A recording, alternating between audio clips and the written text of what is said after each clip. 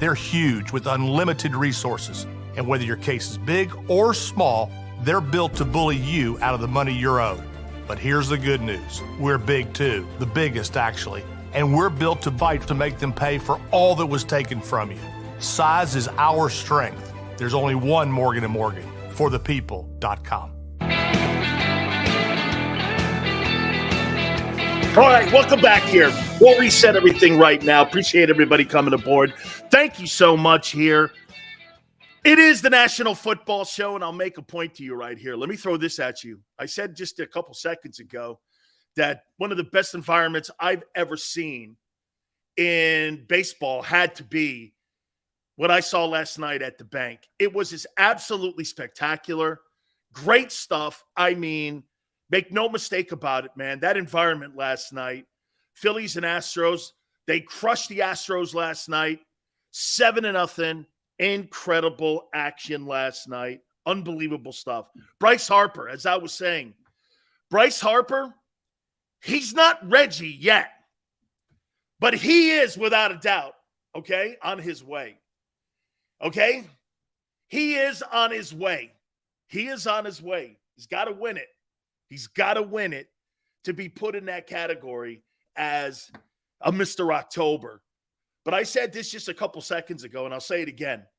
He has to be in that category with Bonds. He's must-see television. Okay? He's must-see TV right now. Congratulations to you, Bryce Harper. I have an array of topics here. We're now at the halfway point of the NFL season here. And we're going to get into the topics here in a second. But I want to show you something here on what Jalen Hurts has afforded the Eagles. And I'm going to talk about Dak and also Jimmy Garoppolo here. All three of these guys. Let me say something to you here. You think Dak Prescott at $42 million is overpaid for the production and what he's giving the Cowboys? How many people think Dak Prescott's overpaid? Okay? He wins pretty good. I mean, obviously postseason record, he's got to get better there at that. But I mean, if you looked at Dak Prescott, he's not a bad quarterback, but $42 million? Do you think he's overpaid? Well, let me throw a stat at you. Jimmy Garoppolo, who makes $25 million now, it's cut down even more. He's got a higher completion percentage. He's got a higher win percentage. He's won 3 times more in the playoffs than Dak has. Relatively starting at the same time. You would never go like this. Garoppolo's overpaid. You know, you guys always say this about Jimmy G. Hey, Jimmy G's not the greatest quarterback. He outplays Dak. He outplays Dak. But because he doesn't make a lot of money, you're able to go get Christian McCaffrey. You're able to make those deals. Do you know why the Cowboys couldn't get a wide receiver? Take a look at the salary cap hits over the next couple of years because of Prescott's contract. The Cowboys wanted to make a move. They couldn't. You got a quarterback that's holding the franchise back because of his money. Dak Prescott holds the Cowboys back now. If Dak doesn't win a Super Bowl at $42 million, $45 million, he's not worth the investment. Right? So you've got to be very careful on how you're going to pay Jalen Hurts. Dak's holding him back. Dak has owned the NFC East. One of the reasons, again, that San Francisco, you would never say this. Garoppolo's salary is over the top. It's not. Shit, last year he was only a $27 million guy. He wasn't a $45 million guy, and he was outplaying the $50 million guys and Prescott last year. This guy's gone into places like Green Bay and Dallas in the playoffs and won. That's why San Francisco is in a pretty good place outside of the whole Trey Lance thing, which I don't think he's a good player. Watch this. I think he's a decathlete playing quarterback, which means I think he's a great athlete. That don't make him a quarterback. Justin Fields, they go out, and I don't get the Bears at all.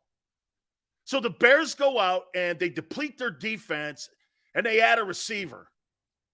I personally think they added the receiver, Claypool, to keep him away from Green Bay, because Green Bay made a bid for him. I think the Bears got Claypool from the Steelers to keep him away from the Packers. You got a couple of years left here. Why would you're kind of half-ass in if you're the Bears? You deplete your defense and you add a receiver. Okay, I guess. I don't get it. I just don't get that. So you're kind of half in. Some are saying, "Hey, way to go! You gave Justin Fields another weapon, and you gave him another weapon, a weapon. They don't have anything on that Bears team." And I'm like this, wait a minute. I mean, you're half in. I don't get it. You're half in. Anyway, this is where the Eagles are in first place in playing the football they're playing because Jalen Hurts is outplaying all these guys that are making the money, $46 million, $42 million. He's outplaying the Cardinals, Kyler Murray. He's outplaying Dak. We'll see what that game looks like in December. But he's doing it making $1.4 million bucks. Get this. Jalen Hurts is giving you $45 million worth of effort as a starting quarterback, making $1.5 million a year. Zach Pascal makes more. That's a fact. Zach Pascal's base salary, he makes more money. He actually makes more money than Devontae at base.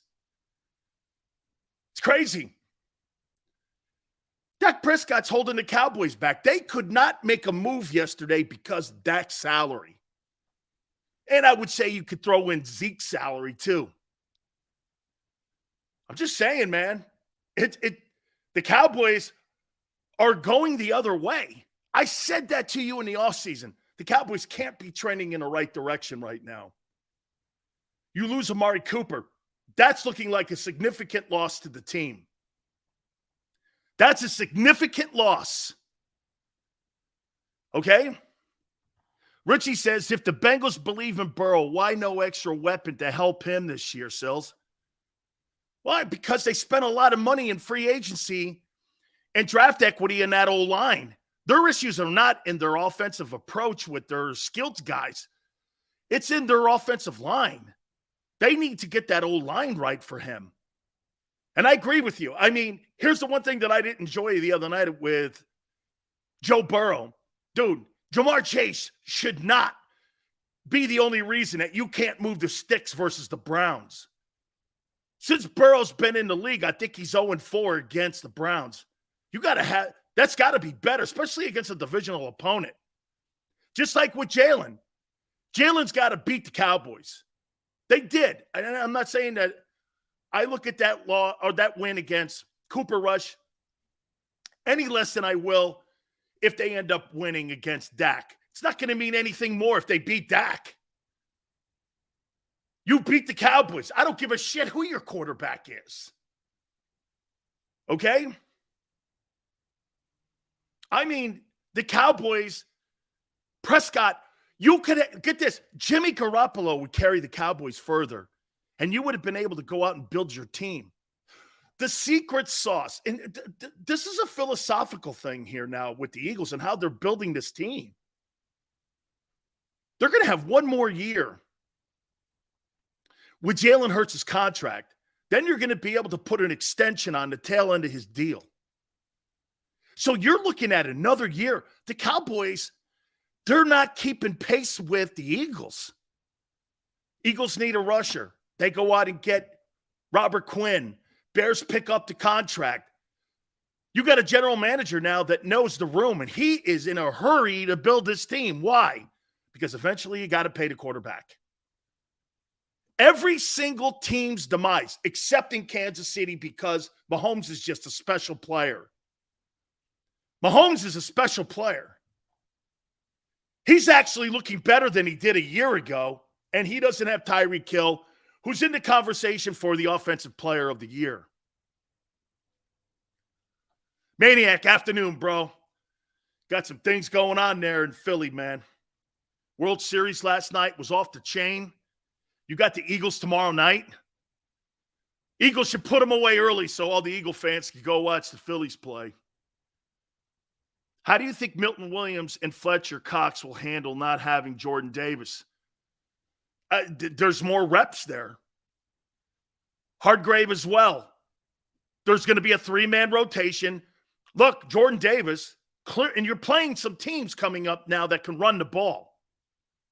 Outside of the Texans on Thursday night, okay, you got Washington on the other side of that. They kind of can run the ball, not that great. But you got the Giants coming up. You got the Titans coming up. You got the Packers coming up. You got the Colts. They can run the ball. And if he's not back and he's missing significant time, that's going to be a factor. You know, one of the things that has changed the dynamic of this Eagle team this year is because they've been winning first down when it comes to those gaping runs that they had and gave up a year ago. Okay? Milton Williams is good. But to go back to the point, how he's building this team around the most important thing that you guys have had in the building in a long time. And you know what that is? A quarterback who don't make a lot of money, who's giving you max production. This guy's the MVP candidate right now. He's in the conversation with Mahomes and Allen for the NFL's most valuable player. I already told you. For my vote, he's the midway point MVP. By the way, we have midseason awards we're going to hand out for the league, and we're going to get into the topics now. Let me ask you this. We're not going to start with the offensive side. Let's start with the defensive side.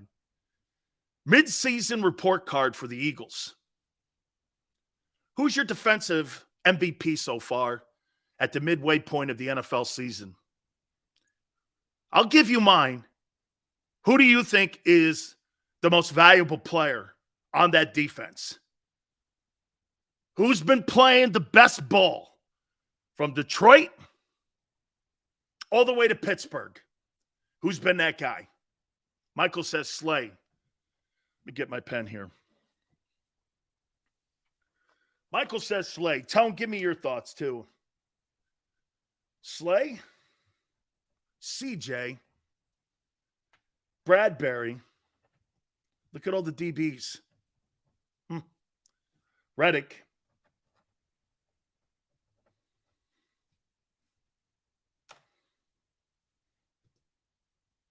TJ Edwards, the unsung hero. Impact is bigger than the numbers. It's a man who watches football.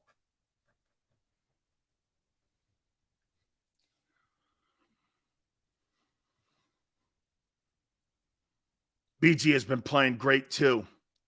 Edwards. Boy, these are all great candidates, and it is really a tough call here.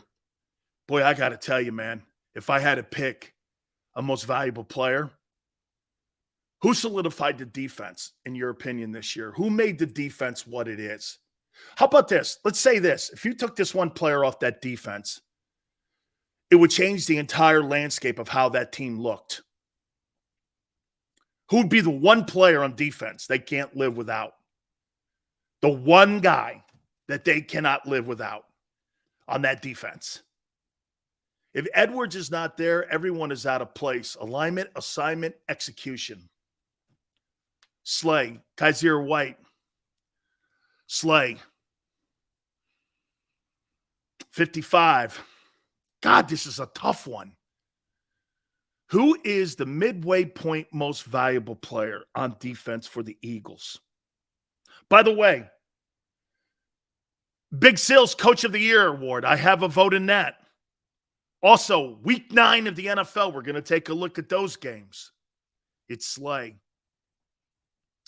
Everyone knows it's Slay. Epps. Whew. Man, this is a tough one. I thought about this before we went on the air. Who is the midway point Eagles defensive most valuable player? Mid-season report card.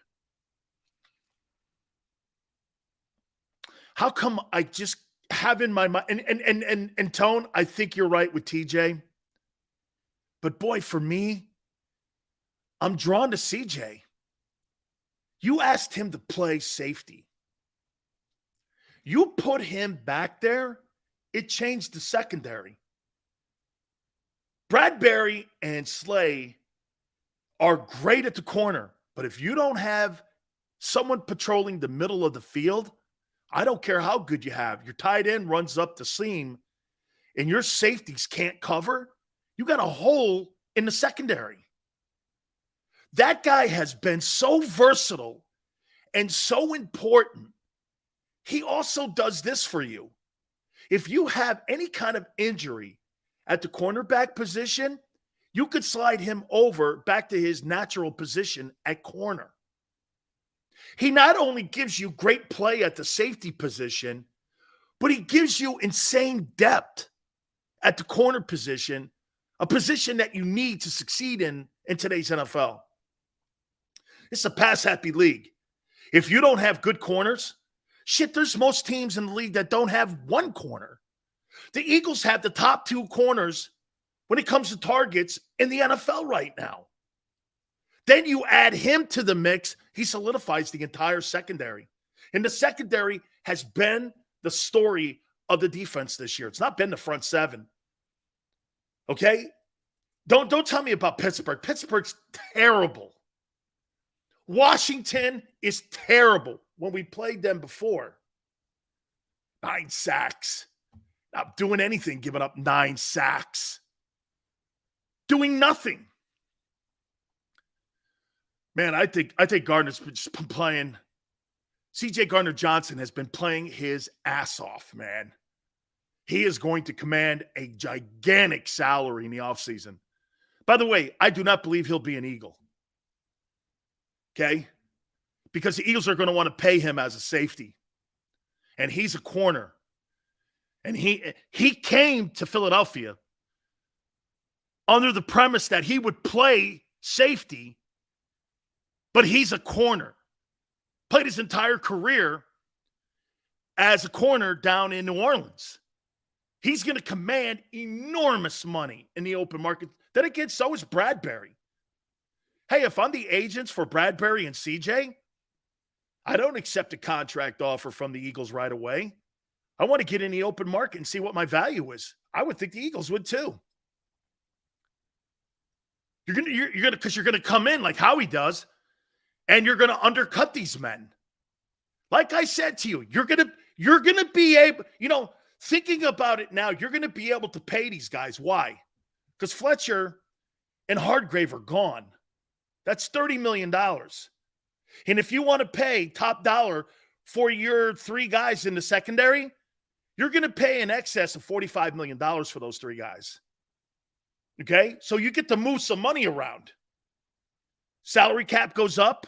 So you're going to be able to afford those 3, but you're going to have to pay max dollar for those 3 guys. Would you? I would. That's as good a secondary as there is. And that's as good a secondary I think the Eagles have had in a long. Would you make this comment? That's the best secondary that the Eagles have had in years. They are really outstanding.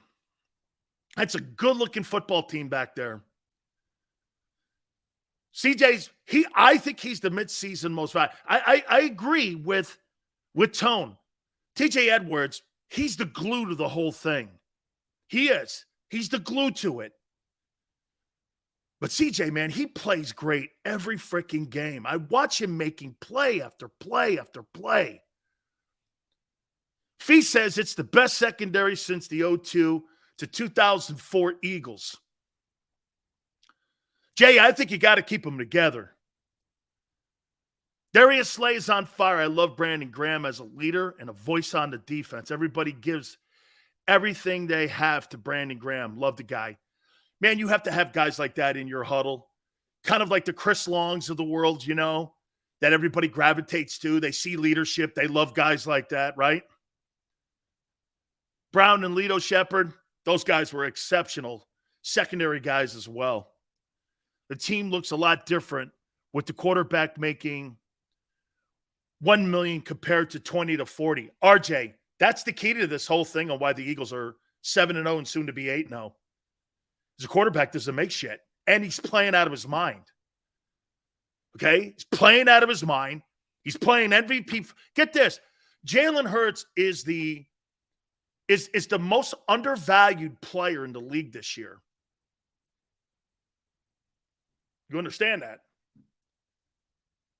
He is the most undervalued and underpaid man in the NFL this year. Am I wrong? 1.4? 1.4 for that? For MVP caliber football. You got guys that are the backup on the Eagles makes $2.5 million. Gardner Minshew makes more than Jalen Hurts. Double. Double the money. You got a backup quarterback every time that walks into the Eagle quarterback meetings. When they sit there and talk with Nick and Shane Steichen, Jalen Hurts knows the backup makes more than him. That's another thing to think about. Wow. That guy's paycheck on every Tuesday is bigger than mine.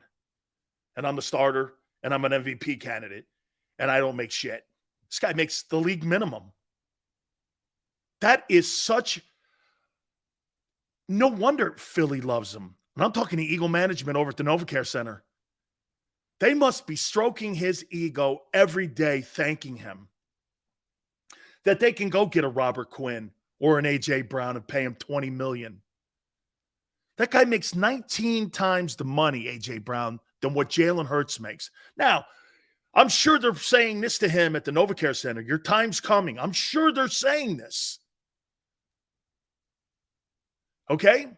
RJ says Hurts can't play with a bad line. Well, we don't know that yet. We don't know that yet. I'll tell you what, if I have a bad line and I'm Joe Burrow, I wish I had Jalen's wheels. I wish I had Jalen's wheels. See, that's the one thing that a mobile quarterback can do for you when you don't have all the pieces in your huddle. You can cover some of the deficiencies in your huddle. When you have a drop-back quarterback and he can't move, ask Carson Wentz how that feels. When you can't and you're not mobile, and because of the salary cap, I'll say this to you guys. This is why I think a lot of teams, and I think some of you are right here, I think the trend is going towards more of the mobile guy and maybe not the drop-back. Why? Because you can't put 5 O-linemen together in today's NFL. Look at all the shitty O-line play. It's almost impossible. And if you don't have a guy who can get out of the way, your football team's going to lead the NFL in sacks. And your quarterback is going to be on his back half the season. Look how many times Joe Burrow's been sacked. Hey, Joe Burrow's put up an incredible resume already in a year and a half or 2 years now. He's put up a great resume. Won an AFC championship, okay? Won a division title. Took a team to the Super Bowl. Okay, he's already – but look how many times he's been on his head. If you're Cincinnati, you're concerned about that because, hey, we say this about Jalen all the time, running. Well, Burrow gets sacked more and takes more hits than Hurts does now. You got to fix that. Okay? Got to fix that. Champion says, fly, Eagles, fly, on the road to victory. We haven't had to sing that, and I don't think we're going to have to sing that because I think you're going to be favored in every game the rest of the way out. Hurts has top wide receivers. That's okay. The Eagles are the most complete team in the league. You're making excuses for a team building a team around the kid. You're trying to come up with something to say negative about Jalen that he has no control over. Howie Roseman has put together a football team that is the most complete team in the league. That's a luxury. By the way, Our baseball analyst is going to be Curt Schilling. He's going to join us in hour number 2. Hour number 2. We'll have Curt Schilling on, and we'll talk about last night's 7-0 victory over the Astros. The legendary Curt Schilling will join us at 4:30 Eastern. I figured, why not get the best baseball guy I could find? Why not get Curt Schilling? So we'll have Curt at 4:30 Eastern time. Chauncey Gardner can play safety, linebacker, slot, corner. How much? Dude, Leo, he is a great football player. Okay? He is a great football player. Rage, I love Curt Schilling. JM, I figured, why just get a baseball guy on or a baseball writer? Why not get the guy who was on the hill in 93 for you guys, the NLCS MVP and former World Series MVP and Cy Young Award winner? We'll talk some ball with him at 4:30 Eastern. JM, I love Curt Schilling. And if I do shine with him, I do, because I love that guy. 5-star, appreciate it. Michael Parsons loving the Phillies. Yeah, Michael Parsons. He knows that he don't have the offense to win a Super Bowl. I think the Cowboys, man, I think they're fool's gold. I do. I don't think they have enough offense to win it, man. I just don't. CJ is also tied with the most INTs in the league with Jordan Payer. Hey, so this guy might lead the NFL in interceptions. He's playing safety for you, and he's a corner. How much you think you're going to pay that guy? And you think he's going to take a Howie discount in Philly? Not happening. I wouldn't. I don't care. And if I won the Super Bowl and I led the NFL in interceptions and takeaways, and I was a catalyst, I'd say this to Howie: you better not come in under market value for me. And don't pay me as a safety, because I played dual positions for you. And I was one of the reasons why the takeaway margin was so high, was because of my play. Okay? It wasn't Jonathan Gannon's complex systems and the way he runs a defense. You brought me in, Howie, I'm your guy. I'm happy you brought me here, but don't pay me under market value. Then you got to turn around and listen to Bradbury go, hey, man, I solidified your cornerback position. Everybody be throwing over here. It wasn't for me. How are you going to handle that? You're going to pay both guys $15 million a year?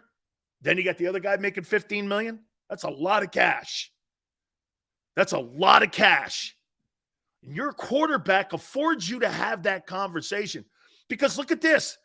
If Jalen's making $45 million, you probably can't keep both of them. Randy Gregory and Amari Cooper were jettisoned off the Cowboys roster because of Dak. They couldn't make a move for the kid with the Texans all the way up until the last minute. They couldn't get it done. Why? Cowboys don't have the room money-wise. And they see the escalators next year. That's crazy. Dallas can't make a move because their quarterback holds them back. If you're Jerry Jones and Stephen Jones, do you move off of Dak Prescott in the offseason if he doesn't deliver a Super Bowl this year? I don't know, man. You're not going anywhere with Dak Prescott as your starting quarterback. And you know that notion, and you guys are going to, hey, by the way, Eagle fans, you're going to go through this too. You're going to say this, pay him. It's market value. Everybody in the planet wanted to pay Dak. Now here's where you are. Everyone on the planet wanted to play Joe Flacco. Well, here you are. They had to retool the team. And right now, Lamar Jackson doesn't even like the contract offer that was proposed to him by the Ravens. He knows what's in store in Baltimore. That's why he's going to be the starting quarterback in Miami. They offered him $250 million. Much of it guaranteed. He turned it down. Why? Because he knows how that's going to play out over the next couple of years in Baltimore. You got a ready-made team down in Miami for him. Tagovailoa, playing great, not reliable. He's just not reliable. Jalen Hurts has afforded the Eagles, and the reason that they've been able to rebuild as quick as they have from that 4-11-1 season is because the money he's making. Plain and simple. As much as Dak holds back the Cowboys couldn't make a move yesterday. Jerry wanted to make a move. He couldn't. Do you understand? Now they got to knock Zeke off that team next year. Cowboys can't make moves because the quarterback was overpaid. You're going to be in that position. The Eagles are going to be in that position once you pay him. And to what RJ says, you will not have a complete team in 3 years. You can't. Now, the cap does go up, but Jalen's salary and the value of his contract is going to go up. This is what keeps the league with parity. You can't load up on players. Pay them, load up on them, keep them. You can't keep them. People say dynasty. The only way that the Philadelphia Eagles are going to build a dynasty is if Jalen Hurts does one thing. You know what that is? He acts like Tom Brady. Takes haircuts. Doesn't make the most. For you to have a dynasty, Jalen Hurts is going to have to make $35 million a year. Anything over that, you will not have one. Look at Green Bay. Look at all the teams that are paying these guys huge money. You're not going to have a dynasty unless your quarterback works with the organization. Or he's talented like Mahomes. Mahomes couldn't keep Tyreek Hill in the building. Okay? Feast with Pete says Jalen might be willing to do that. I agree. The problem, though, Feast, is that I still think Clutch Sports is still going to want to get the max money for him. You know what I'm saying? I think Jalen's going to be open to go, I'll tell you what, we could do some stuff with incentives here, but Jalen knows this. He's got to do the same thing Tom Brady did. Brady's got to take some of the salary that he made in New England and reinvest it back in the team. Why do you think Tom got so pissed at the end with Belichick?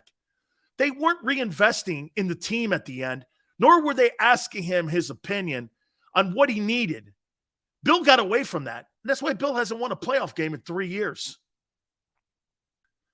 You had the greatest quarterback that you created in New England, and you thought it was more you. Well, I don't know about that anymore.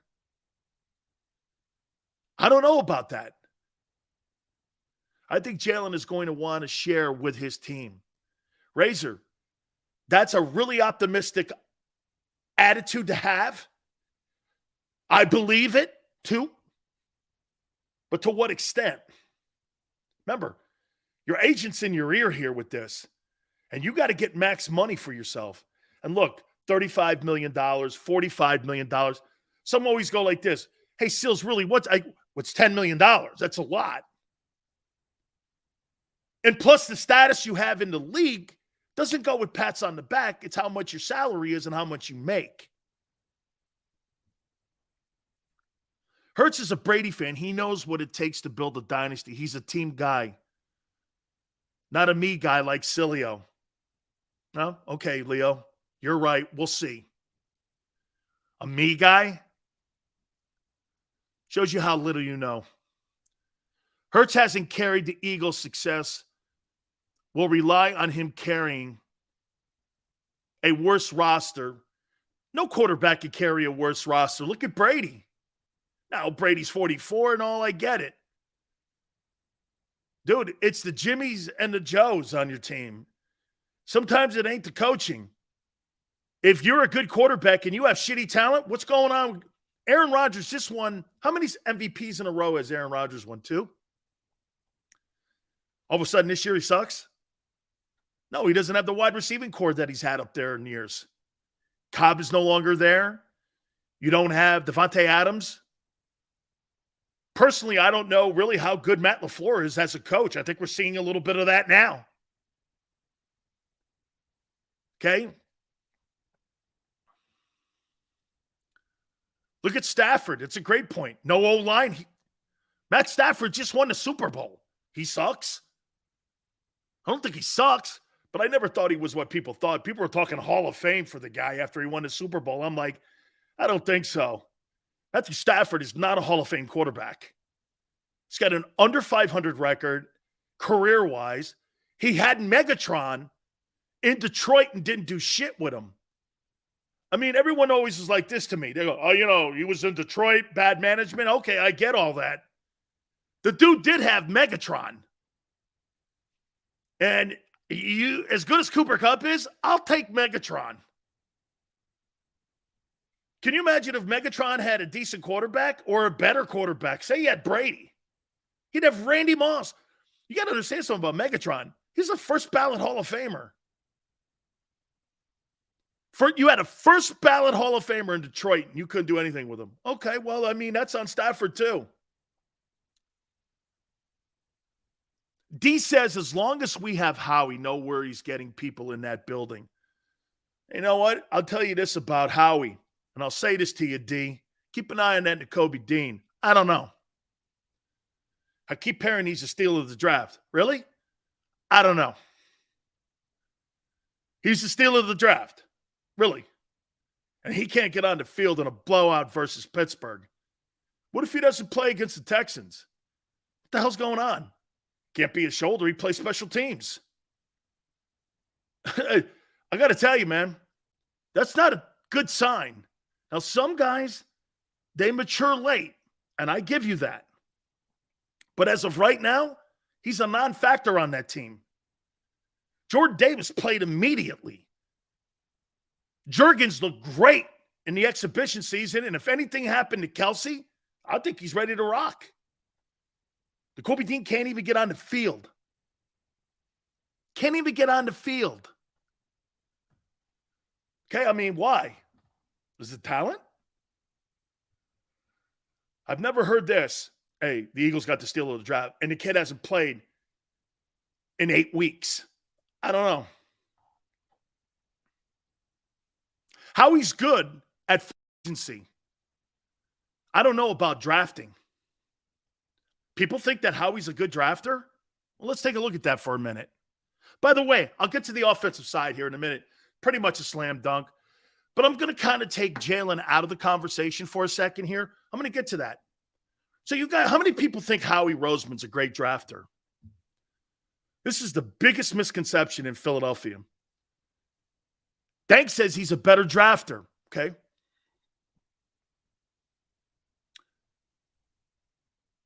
Well, Daniel, we'll see if my takes are a clown take. I'll point it out to you here. You think he's a good drafter, okay? He's average at best. Last 2 seasons have been solid, though. They've been his best, I think. 50-50, Stacy. I don't think he's a great drafter. 50-50. Let's look at this.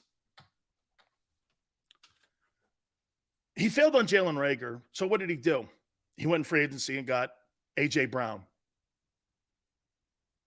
Devontae looks like a good player. He does. So that's kudos to him. But a massive failure. And by the way, he really hasn't drafted a wide receiver with any kind of impact in his entire tenure since he's been in the building. Deshaun Jackson, probably. Okay? That's 12 years ago. So what happens? He went in free agency. He's completely blown out loud at cornerback. Both your corners and CJ are free agents. Slay, Bradbury, and CJ are all free agents.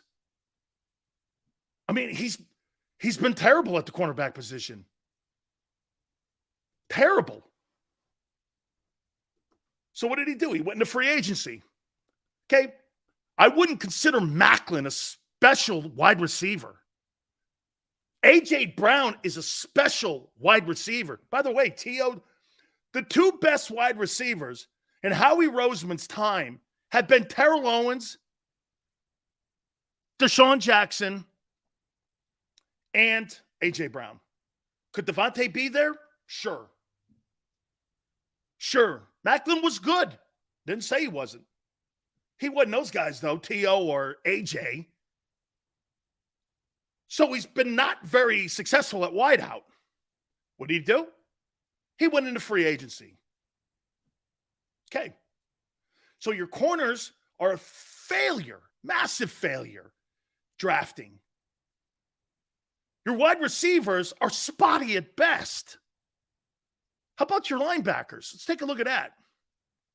Let's see. Kaiser White is a free agent, and TJ Edwards was undrafted, which means you landed on him. Okay? Linebackers, never been a priority in Philly, really. Okay? D. Jackson Macklin were Joe Banner. Okay. That even makes my point more.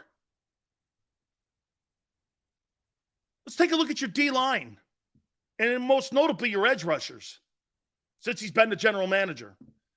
How well has he been on that? How good has he been as a negotiator, or not a negotiator, but a talent evaluator and edge rushers? Who's been his best edge rusher? Well, he just got Hassan Reddick, free agent. He just made a deal for Robert Quinn. I'm going to show you something else here.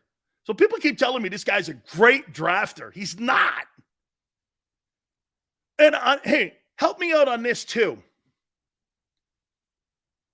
Avonte Maddox, okay.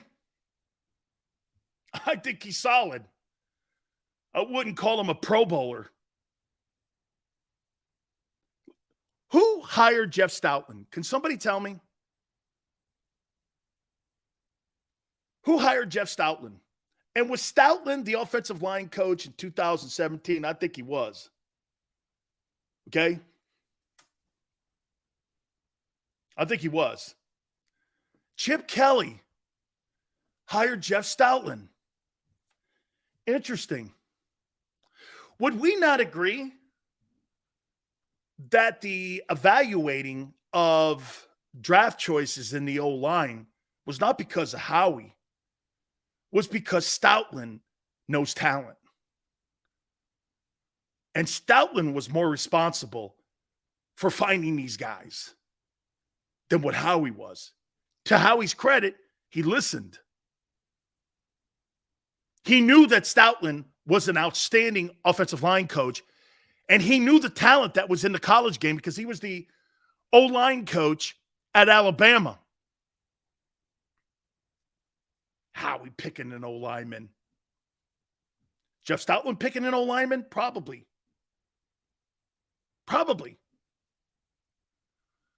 The quarterback. He's bombed on that. He's bombed. Now, remember something. He didn't draft Jalen Hurts to be the starter. And don't try changing history here because he didn't. And you know he didn't. 95% of Philadelphia hated the pick. He was a seatbelt, safety belt, Jalen Hurts. Jalen Hurts has evolved. Now, how he drafted him, he gets credit for that. It'll be his greatest draft pick since he's been head of personnel in Philly, if that thing pans out to be what everyone thinks it's going to be. Yeah, Dank, he bombed on Carson Wentz. He's not on the team. You gave him a massive contract, and he's turned out to be a dud. Hey, just because you have one or two seasons in the NFL doesn't make you a Hall of Famer. The further you get away from the 2017 season for Carson Wentz, the further down the rabbit hole you go. Well, what have you done for me lately? What have you done for me lately? Can't keep going back to 17, 18, 19, 20, 21. Dude, that's 6-7 years ago now.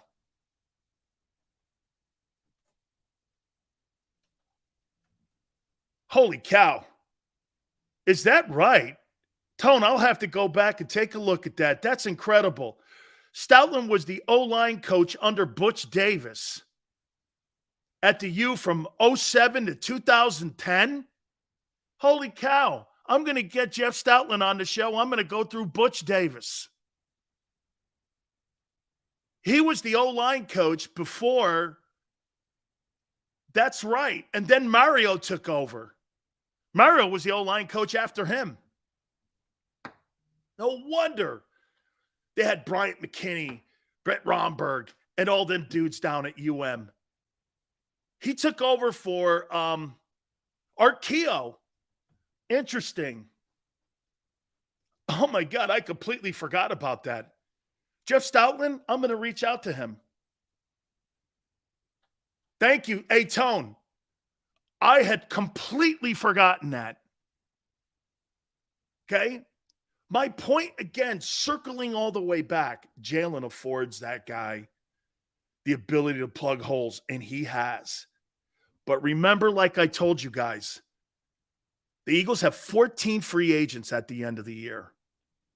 He's going to have to completely rebuild the football team in many places in the offseason.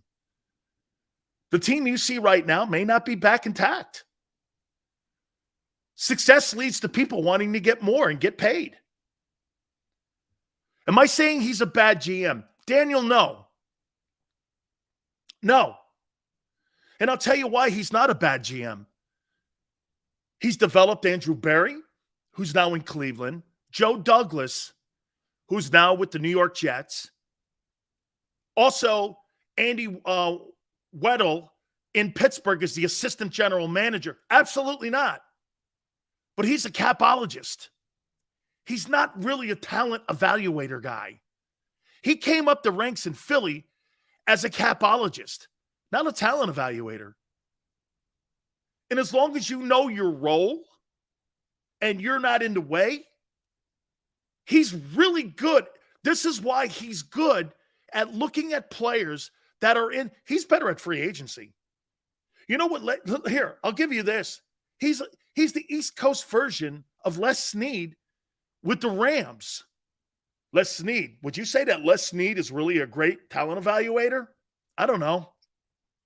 Jeff Fisher drafted Aaron Donald. Jalen Ramsey was in a deal with the Jags. And Matthew Stafford is a free agent. Cooper Kupp, probably he landed there. But what did Les Snead draft? Les Snead's a free agent guy too, just like Howie. I'm going to tell you something else too. Howie does something today that general managers back in the 80s and 90s would be unwilling to do. Make trades. It's a new wave of GM. Howie still kind of holds on to those first-round picks. Okay? He does. And by the way, again, I am completely not saying he's not a good GM. I am not saying it. He's just not a good talent evaluator when it comes to drafting. Here's something else he's done. He's decided to stay in the SEC. Smart move. 70 guys were drafted last year out of 324 kids. Okay? Think of this. That's the entire draft. 65 guys were drafted from the Southeastern Conference last year. You're not going to go wrong in that conference. Okay? Sills, Mike Bissinelli says hi. Said you're a monster. Played like one too. Got my respect. Philly, thank you. I love his book, man. He's got big sills in his book. Oh, by the way, Coach Johnson's sending me his book, Swagger. I can't wait, man. He sent me congratulations on how the show's growing, and we're going to put Swagger back there too. A gift from Coach Johnson. His new book's coming out this coming holiday season. Daniel goes, who's your top 5 GMs? Daniel, he's in it. But don't start talking to me about talent evaluating. Now, I'll agree with Tone. Dude, the last 2 drafts, they look pretty damn good. They do. They do. He's not. Howie's above average as a talent evaluator, as a capologist. He's spectacular. As a free agent guy looking at the right pieces to plug holes, I think he's really good. So overall, he's a good GM. But don't talk to me about him evaluating talent and telling me that he's some sort of like guru at it. He ain't. He ain't a guru at it.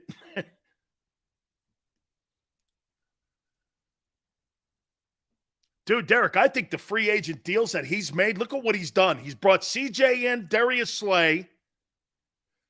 Your boy Reddick is playing. He's got Bradbury. These guys are all playing.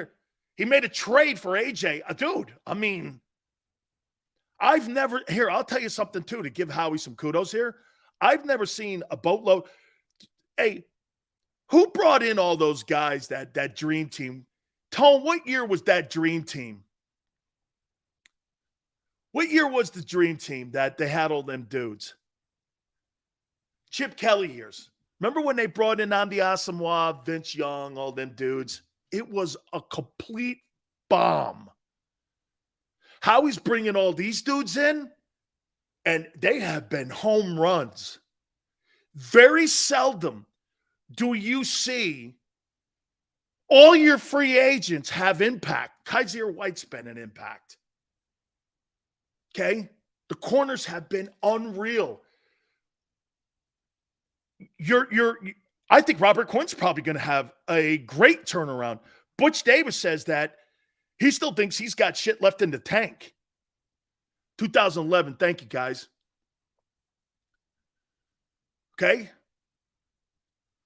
Hurts record versus Dak doesn't matter. Dak isn't squatting 600 pounds doesn't mean shit either. However, he's playing better ball than Dak. I don't care what anyone says. The only thing that Dak has over Jalen Hurts is a bigger paycheck. That's it. And more people kissing his ass about how good they think he is. Dak Prescott is Kirk Cousins or Jimmy Garoppolo, but he wears a cowboy helmet. So there's a different distinction. Dak Prescott's not better than Garoppolo. He beats in him every career stat almost. Completion percentage, win percentage, playoff record. Both guys are hurt. Garoppolo's better than Dak. He's proven it. He's won more. He's beaten him. I don't know. I think he's got a better coach too. And Kyle Shanahan. I love how people take the eyeball look and they don't really look through the numbers and such. But if you put the numbers next to one another, Jimmy G beats him. Jalen Hurts squats more than Sills. Paid for this. M. Reyes, not in your life, brother. Big Sills was 815. That ain't happening. There's nothing in a weight room Big Sills will lose to Jalen Hurts at. Nothing. Okay?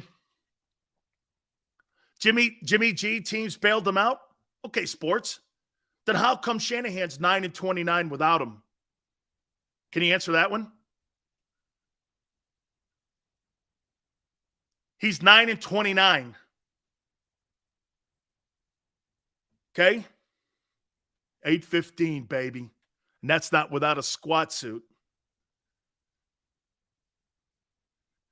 Hurts has technically a Pro Bowler last year because he was an alternate. Please. What was he? Okay. Blake Bortles made the Pro Bowl.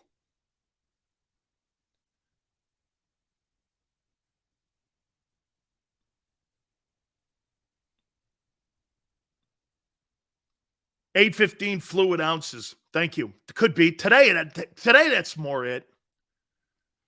Hurts is an all-pro this year. He's not going to be the all-pro quarterback over Mahomes or Allen. He's not. Those guys are on pace to throw 50 touchdowns apiece and 5,500 passing yards. And they play in the AFC. You're not going to have that. He's going to be a Pro Bowler, though. Okay? But he's not going to be an all-pro.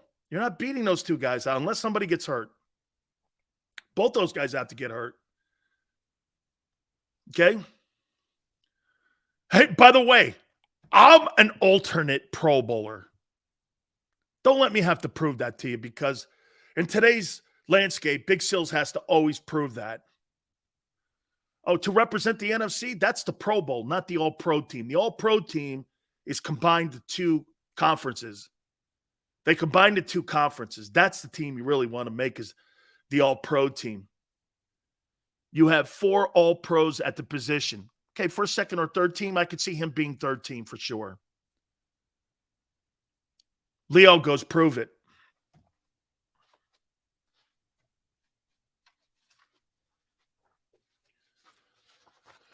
This is the 1987 ballot for the Pro Bowl. I had it in a scrapbook. It came out. My daughter wanted to show it.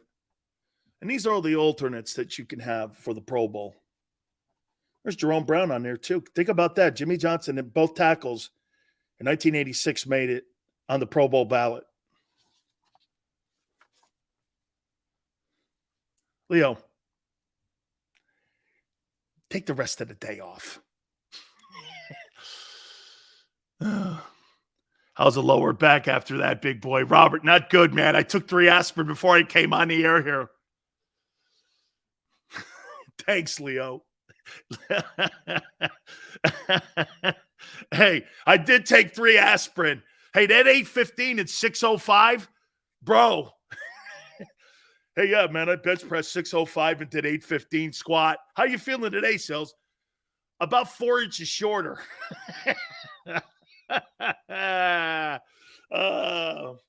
T. Cara, I have to have the evidence today, because people call me out on it all the time, man, because I'm such a shit talker.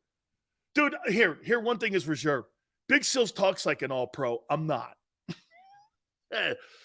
Okay, I'm just an enormous shit talker, okay? I am. We're going to get to the offense here. Look, if you had to pick an offensive MVP for the Eagles at the midway point with the report card, midway report card for the Eagles, Jalen Hurts is hands down the most valuable player. But who would be the alternate? Who would be the ultimate? Thank you, T-Car. Who would be the alternate MVP on offense? Okay? Who would be the alternate? If you had to pick an alternate MVP to Jalen Hurts, AJ? Not Lane Johnson? Oh, we're going to do league. We're going to do the midway report card too for the league. I'll give you my take on the league. Tone says AJ.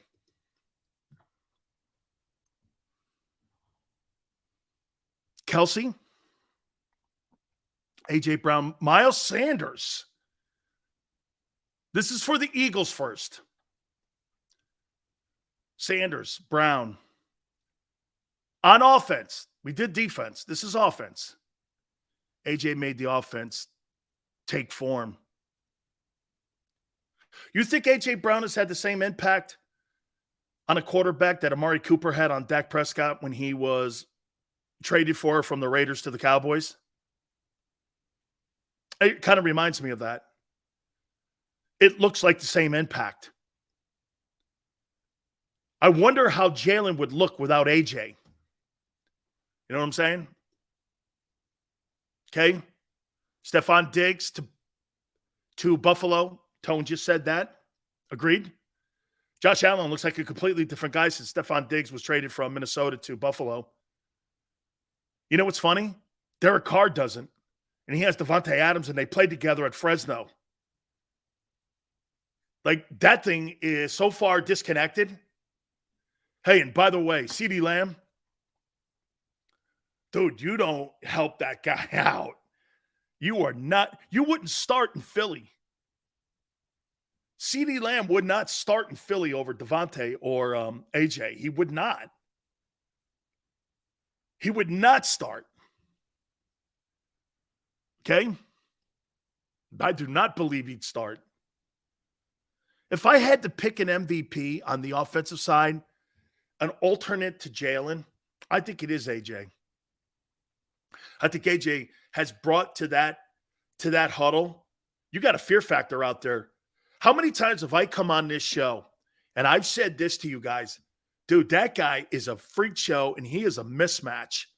Whether he gets 11 targets or 5 targets, every time he catches the ball, and especially jump balls, I said to you that was going to be where he was going to just flourish on jump balls. Dude, he's like a college game in the SEC. I'm throwing it up because that guy's winning. That guy's got hands like Chris Carter, and he runs like T.O. I mean, he's a combination of Chris Carter and T.O. Now, he dropped a couple passes, and he addressed it in the press conference, too, the other day. Not quite the hands that Carter has, but, man, I'll tell you what. He gets his hands on that football, and he brings it in. He is a beast to put on the ground. He is a beast. The coaching staff is severely underrated. I think they are on the offensive side for sure. Okay? I think it's AJ, too. All right. My NFL Coach of the Year, Big Sills NFL Coach of the Year. I want to do that. Don't forget, Kurt Schilling is going to join us at 4:30 Eastern. We're going to talk about the Phillies run. 2 games to 1. Game 4 is tonight at the bank. And, boy, I'll tell you what, man, Schilling was right. Got to get to Verlander. They did. How important was that? How about the way that the Phillies bullpen is playing? I mean, I don't even think they've given up a run yet. We're going to talk to Kurt Schilling, one of the great postseason pitchers. How about this? Kurt Schilling is 11-2 in the postseason. He's got an MVP along with Randy Johnson when he was out in Arizona. I mean, what he did when he came back and beat the Yankees. What he did in Philly in 93, NLCS MVP. Hard to argue the postseason accolades for our friend Kurt Schilling. He'll join us again at 4:30 Eastern, hour number 2. Keep it here on the National Football Show. Philly sports fans, I'm Tom Giordano from Ponley Hockey Giordano. First and foremost, thank you for watching the Ponley Hockey postgame show. But right now, we're giving away tickets to the World Series. Follow Ponley Hockey on Instagram and check out our posts for your chance to win tickets to all 3 Phillies home games. Go Phillies and go Birds. Welcome to Ponley Hockey, the largest workers' compensation law firm in Pennsylvania. With over 250 years of combined courtroom experience, we've helped over 100,000 injured and disabled workers obtain benefits, as well as some of the biggest settlements in the state. Even better, Ponley Hockey doesn't charge a dime until you win. If you've been injured at work, give Ponley Hockey a call. Go to get your game on. Go for the beers. Go for the cheers. Go for the hit and the hits. Go for the stakes and the stakes. Go to get your parlay on. Go to get your party on. Go for the scene. Go for the screens. Go for the gallery. Go for the win. Go to Ocean. Visit theoceanac.com to plan your visit.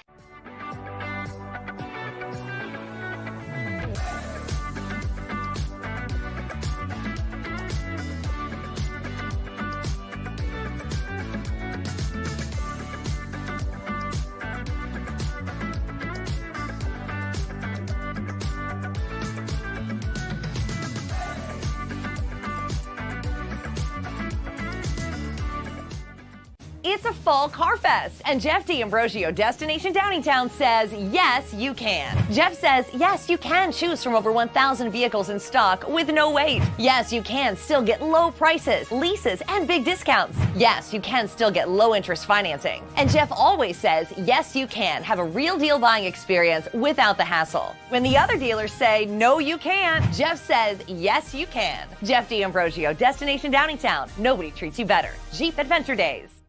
Philadelphia fans were cut from a different cloth.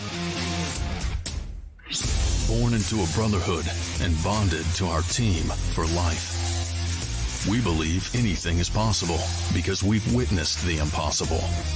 While we may be from different neighborhoods, come Sunday, we are one and we will be heard. Ponley Hockey, official partner of the Philadelphia Eagles.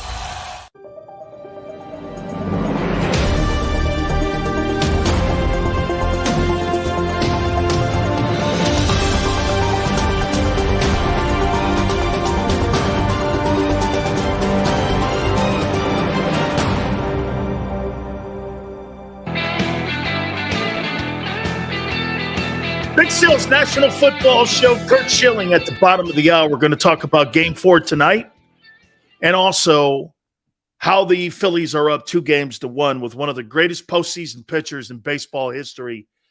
That'll be at the bottom of the hour there.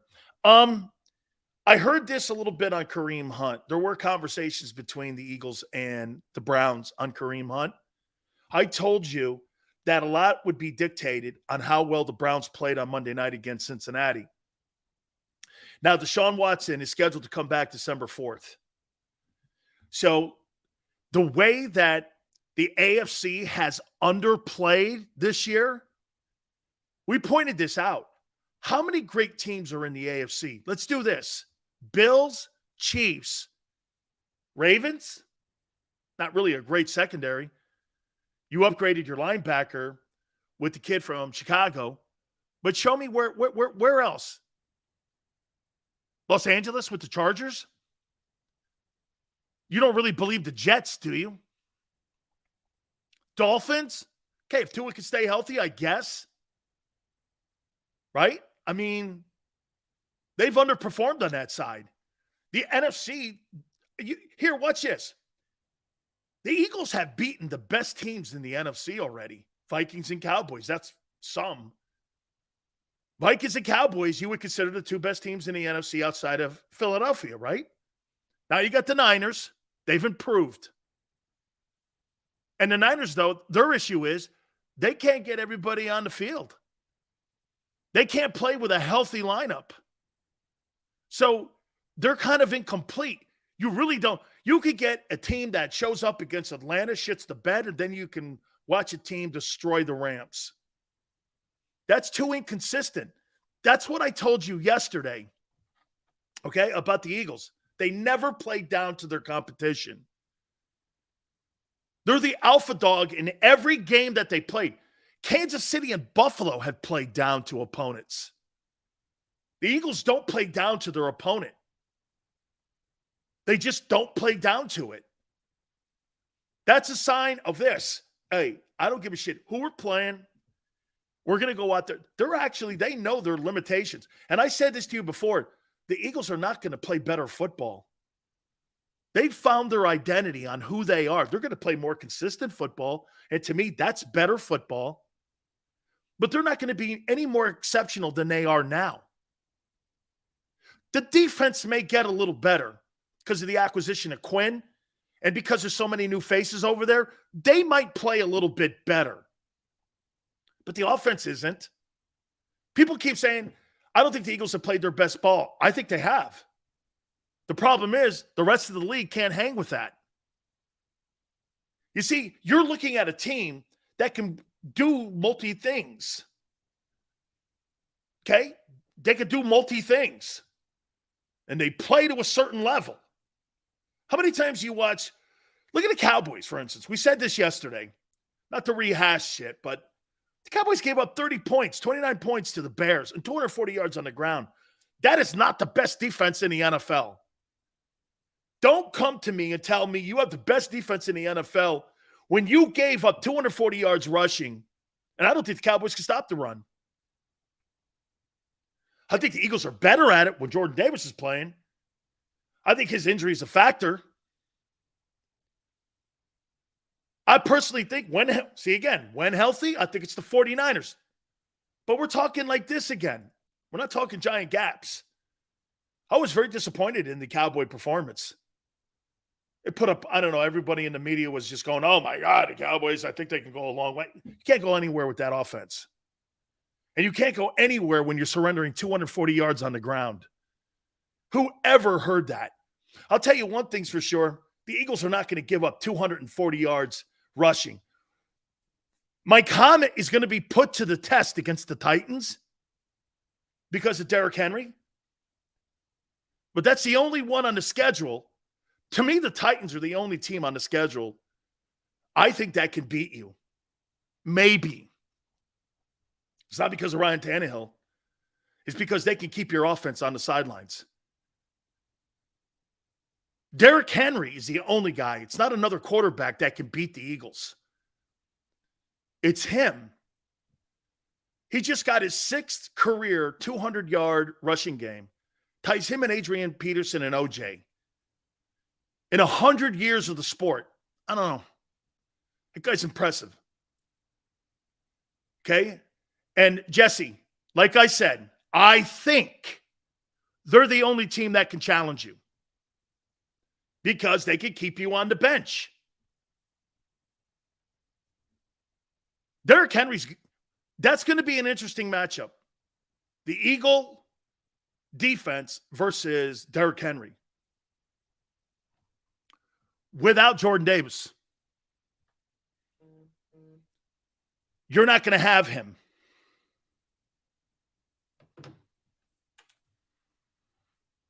They're just physical as we are. I also think, Omar, the 49ers are too.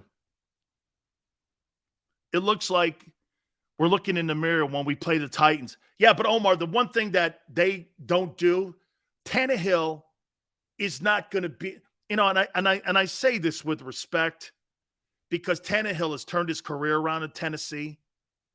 He's turned his career around, and he's got a great win percentage too. But Ryan Tannehill, hey, and by the way, the loss of A.J. Brown is non-factor on that team. Stop doing that. Everyone's making it seem, well, look at this. A.J.'s got more receiving yards than the entire Titans team. Since when did that matter as long as Derrick Henry's there? When did that ever matter? They had Julio Jones and A.J. there last year. That didn't matter. They were the number 1 seed in the AFC last year. It wasn't because of A.J. He missed about 4 games last year. It was because of Derrick Henry. Mike Vrabel's a damn good coach, man. He failed in Miami. Yeah, well, Joe Philbin and the shitbag Jeff Ireland, general manager. I told you the story. Jeff Ireland, I had him on the air. He never came on again because you know why? I caught him. I go like this. What do you think your roster is? You know what he said to me? It's a B roster. I said, you haven't had a winning season in 4 years since you've been GM. And you think you got a B roster? So it must be coaching, then it sucks. No. And he tried walking back on it. Dolphins were mad at me. I was on the air in Miami. He said he had a B roster, and they were 6-10. And I went, you think a 6-10 roster is a B roster? And he had to backtrack because he's a dummy. Jeff Ireland's a dummy. Sills, Titans won't win in the playoffs with the wide receiving core. You're probably right, Leo. It's what hampered them last year. Okay, it's what hampered them last year in the playoffs. I agree with you, yes. Did Jordan Davis get put on IR? That I don't know, and if they put him on IR, he automatically misses 6 weeks. JM, my Hungarian buddy, taught me everything for carp. You eat carp? Come on, maniac. Eat trout. Ireland and Tannenbaum. And you want to put Gettleman in there too, Yale? 3 of the shittiest GMs you have. And you want to put Mark Dominic in there too, you can. Ireland, Tannenbaum, and Mark Dominic and Gettleman. Who's the worst? How far off am I?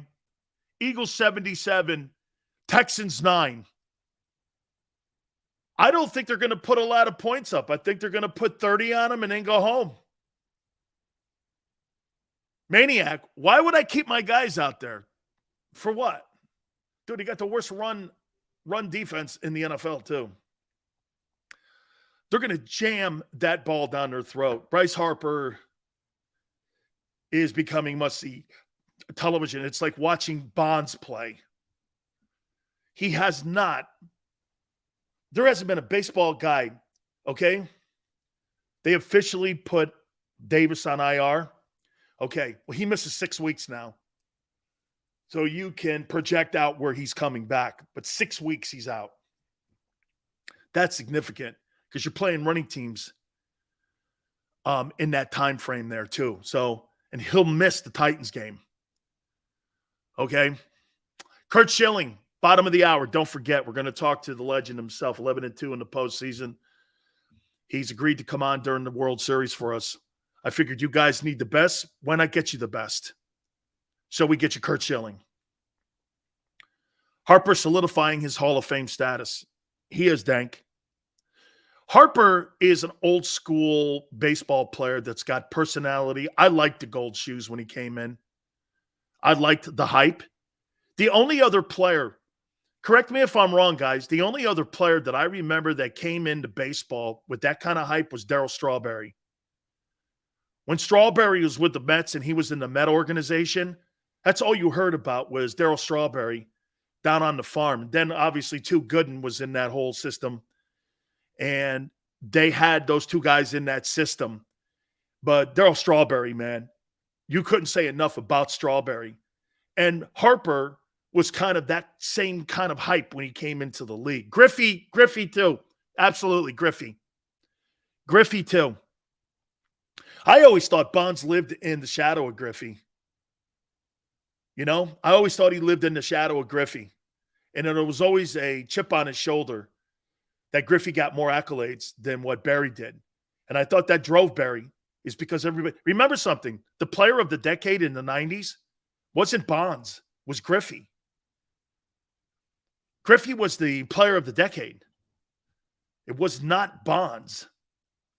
Strasburg, too. That's right. Strasburg, too, had a lot going for him there, too. All right, let's do this. By the way, again, Schilling at the bottom of the hour. The Davis injury now is significant. It's significant. Bonds got screwed. He should be in the Hall of Fame. Well, I'll tell you what. Man, my man Curt Schilling was so on when he was talking about this Phillies team. And I got to tell you, I kept thinking this. When Curt said this, the key is going to be watching how they play against Verlander. And I remember I'm watching and I'm going, man, if they beat Verlander, that's got to give them so much hope and injection of energy. Because Verlander, what was he? 5 innings, man. He was mowing those dudes down. Let's get to a man who's 11-2 in the postseason. He's our friend, and he's so kind to join us now and give a couple minutes of his time here. Curt, what do you make of what's going on? And by the way, Curt, I have played in some of the biggest college football stadiums and NFL stadiums. And last night at the bank, Curt, I've never seen anything like it. Have you? Hey, I can't hear you, Curt. Yeah, you're muted. Is that better? Yeah. Okay. Have you, Right. Curt, have you ever seen anything like that last night? I was expecting that, but you expect things like that, but you never are ready for them. And that was, what was it? The University of Penn, they registered on the seismograph. Yeah. Yeah. You know what though? When all is said and done, that's Philadelphia, man. I mean, it is the greatest place in the world to be a home player and probably one of the worst in the world to be a visitor. Do you agree, Curt, that when you watch Bryce Harper play, he's turned into must-see television? And to me, it's almost like Bonds coming to the plate, or when Strawberry came to the plate, or some of those guys. He's must-see television, and you're not surprised. You said it. No, it's got a very artesian feel to it. And, David was the best October hitter I ever saw. I mean, if you go back and look at his numbers, his last World Series was one of the greatest displays of offense I've ever seen. But he was on the cover of Sports Illustrated, when he was 13 or 16? You meet people in life sometimes that are born to do things. This is what Bryce Harper was born to do. Hit a baseball in October. You can make an argument, and I think it's a valid argument, when you sign a guy to a monster contract, if he helps you win a World Series, that contract, no matter what it costs, is paid for. A World Series win is worth hundreds of millions to potentially $1 billion+ for a team. Just one. And it's not over yet, obviously. But it's funny to listen to people talk about momentum and this and that. And in October, momentum is the day's starting pitcher, really, honestly. And I've been stunned by a couple things. The comeback on Verlander was mind-boggling to me. Nolan Wheeler getting their asses handed to him for 10 runs in 2 starts. Yeah. Didn't see that coming either. So you can't, and I hate to use this as an example, but I'll use it as an example. When RJ and I were going right, I remember them saying, hey, you got RJ in game 5, or you got Schilling in game 4, or RJ in game 6. You can't look at a starting pitcher for the most part in the series and say, well, this guy's going to get the ball on next day. Like, you're certainly not feeling that about Verlander, even though, he is who he is. Nolan Wheeler haven't given you confidence they're going to turn around. Both these offenses, other than, the shutdown from the Phillies staff last night, are clicking a little bit. But to get back to your original question, Bryce Harper, this is what he was born to do. And you can see it. I know it sounds cliche, but there were guys who I played with who I knew that you could see and you could feel a difference. And David was one of those guys. Like, I guarantee you, even though his heart rate was obviously always elevated when he went to the plate in October, there is a certain, this is where I belong and this is my at-bat kind of a feel. And Bryce Harper gives me every vibe of that feeling that way. I love that you're saying this because, Kurt, to me, those Red Sox teams, I always thought they went through Manny.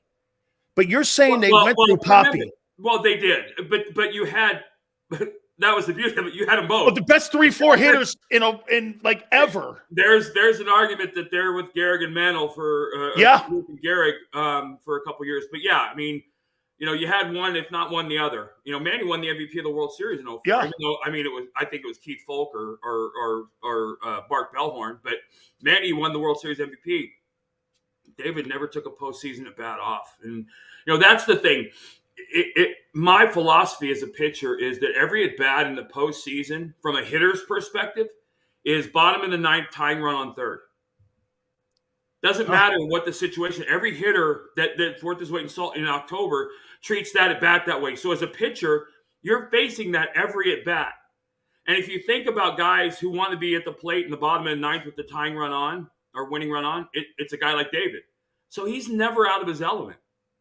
And it's just you play for, and I've seen nothing in any capacity that gives me reason to believe that Bryce Harper isn't turning into or hasn't become that guy. I mean, obviously the team is feeding off him. I'm curious to know what he said to the Bohm last night before the at-bat.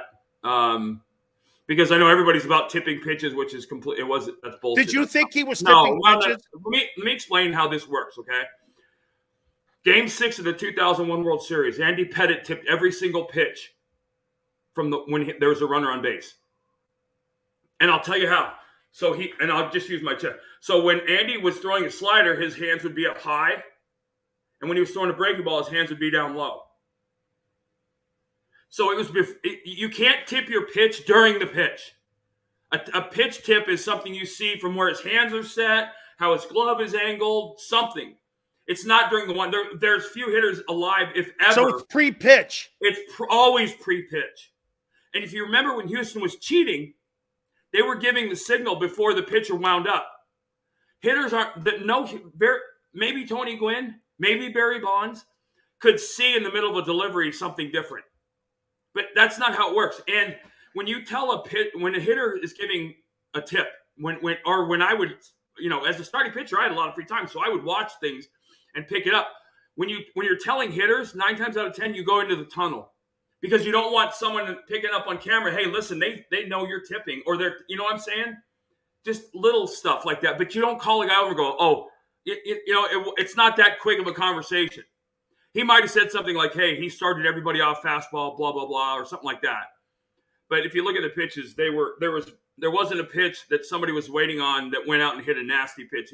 Lance will tell you, he was middle, making big mistakes in the middle of the plate. You can't do that. Kurt, in the NFL, like you just said, pre-pitch, a quarterback would do this. Some quarterbacks will go, and they're going to throw the ball, and you're going like this.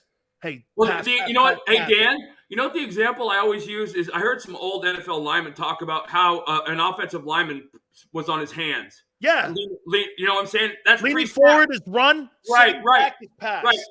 But you pick that up pre-play. You don't pick that up during the play, right? The Mike linebacker is the guy who might see something during a play with the guy in motion or whatever. Right, and he echoes it down the line. Right. But you don't do it because once the play happens, once the pitch starts, the athlete's in there. And I guarantee you, and it's funny because I'll tell you a quick Bond story, but for the most part, hitters, like Tony Gwynn would say, you know, I'm not looking at, I can't look at it. They're looking at, so hitters have this box. It's where the thrower's hand comes through. That's what they're looking at, always. They're not going to look down at your feet in the mid-delivery and then look up at the box. Like, that's where they're keyed into. So they're not moving their heads looking around for, his legs this way when he's in mid-wind-up and all this other, that's not how it works. And I maybe one guy in a million might do that, but that's not how it works. And again, when you're talking to somebody about a pitch tip, it's not a 3-second conversation. It's a hey, listen, he's doing this or whatever. Because the one thing you don't want to do is cross a guy up, right? That would be the word. Like, you don't want to be rushing on a pass and get a run block. Yeah. Because you're screwed. Get killed. Right. And you don't want to be sitting, hey, he's throwing fastballs here when he does this, and all of a sudden you get a curveball and you look like a complete idiot.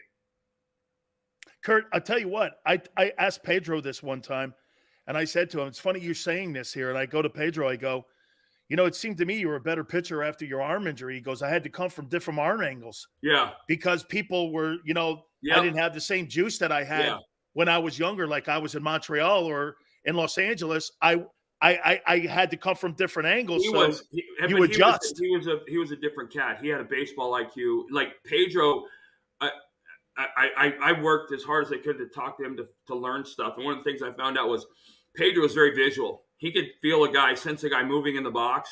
I would never see that because I never even saw the hitter.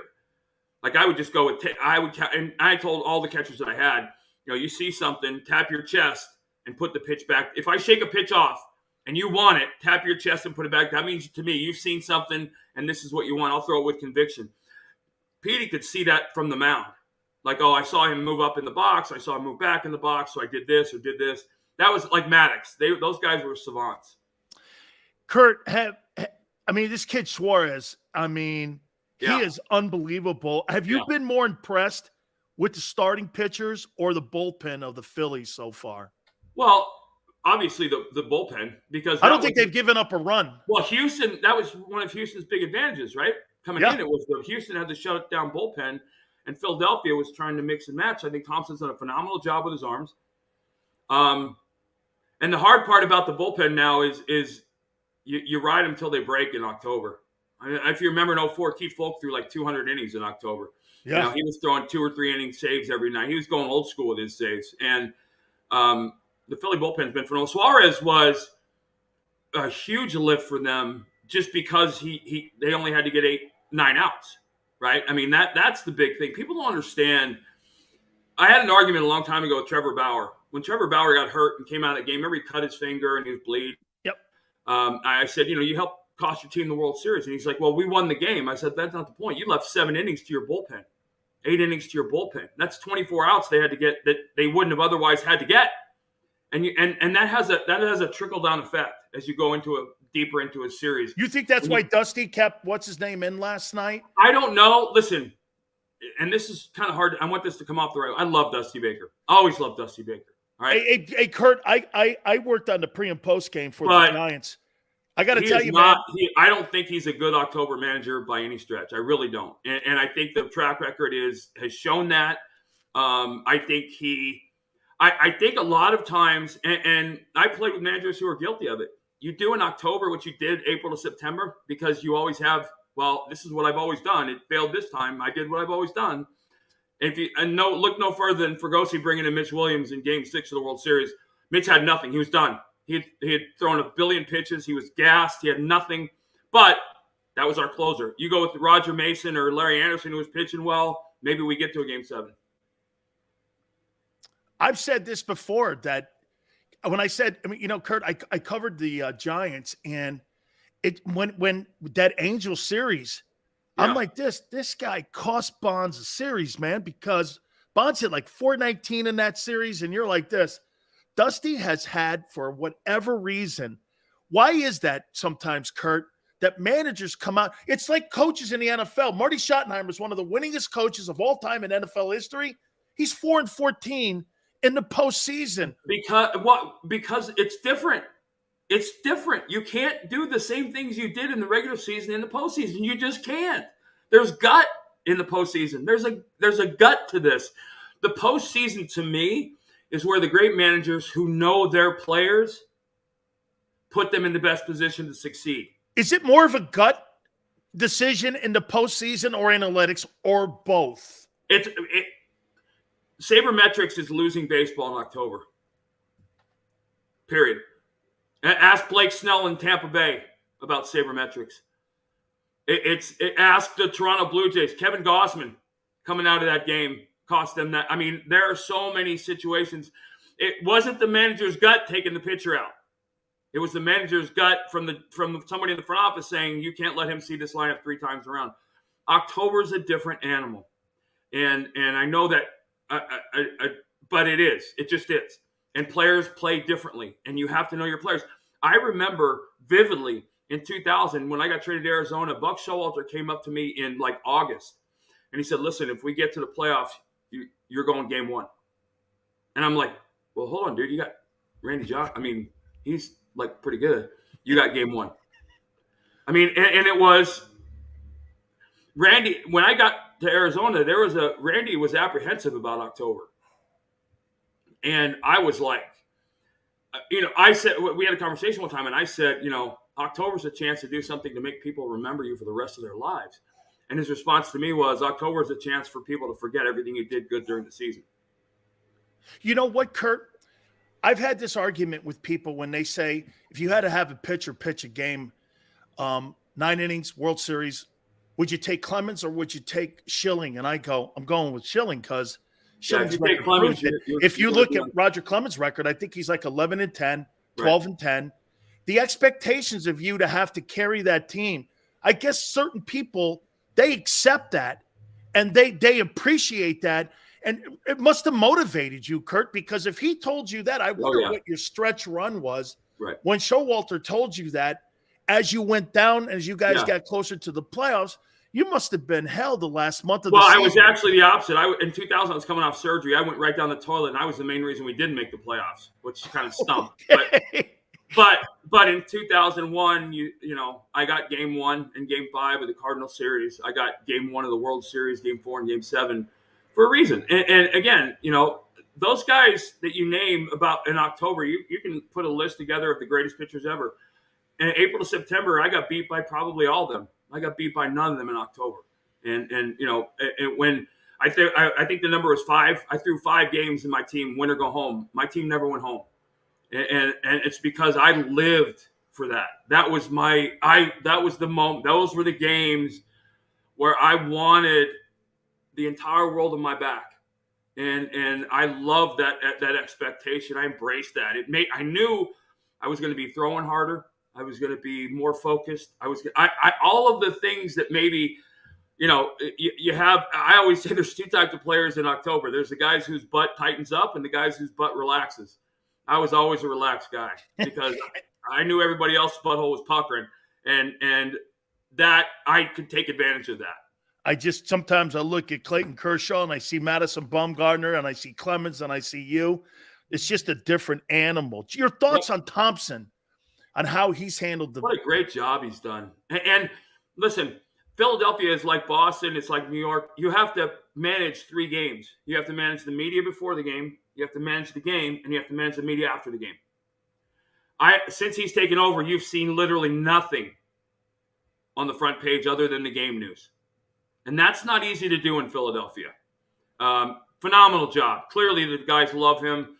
And I'm happy for him because I'm happy for the city. It's a city of very blue-collar, hard-nosed, hard-ass, hard-working people who absolutely love their sports. And you can see, this World Series is just off the rails. Have you been surprised by it?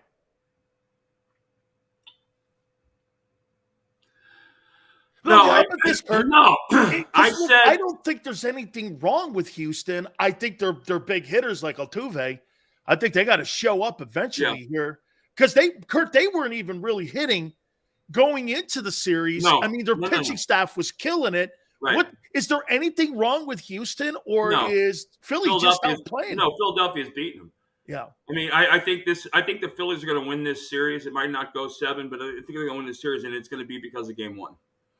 Because they beat Verlander. You think about the storylines going in where Houston's undefeated in the postseason, Verlander, this and that. Phillies have Nola. If they beat Nola game 1, it's 1-0, and But again, go back to '93. We played the Atlanta Braves. I strike out the first 5 hitters of the game, and the stadium is going berserk. We score a run in the bottom of the first, and I don't know if it was true, but they felt like the momentum for the entire series changed. We beat them in a walk-off game 1, and all of a sudden it was, oh my God, these guys are for real. And I felt very much the same. These guys, Philly was swinging the bats. They didn't stop. Houston's pitching staff couldn't stop them, and I think we're sitting here, and I think if you're in those clubhouse, and again, it's never as drastic as fans make it seem. I guarantee Houston's sitting there thinking, we're going to even it up tonight. But there's a lot of guys in that Philly clubhouse sitting there thinking, I cannot wait till this game starts. Kurt, I'll tell you, of all the things I've covered and all the things I've done in my professional career, getting a baseball in front of the world and you're being told to go out and win a ball game or a go-home game. And when I see guys like Verlander or yourself or other guys like Wheeler, he must have been so disappointed that he got rocked like that. Yeah. I mean, I would have thought that may have sent – but how much did you ever believe in emotions? Did you think, or did you have to temper your emotions? Well, no, I never tempered my emotions. Because they were my fuel. But October's different because you compartmentalize the games. If you think about, I don't know if there's a difference in the NFL, but in the regular season, the NFL, when you're on a roll and you're winning a couple games in a row, there's a feel and a momentum and all the things that go with that. In the playoffs, you win one. That's it. In the postseason, for me, it was always the same way.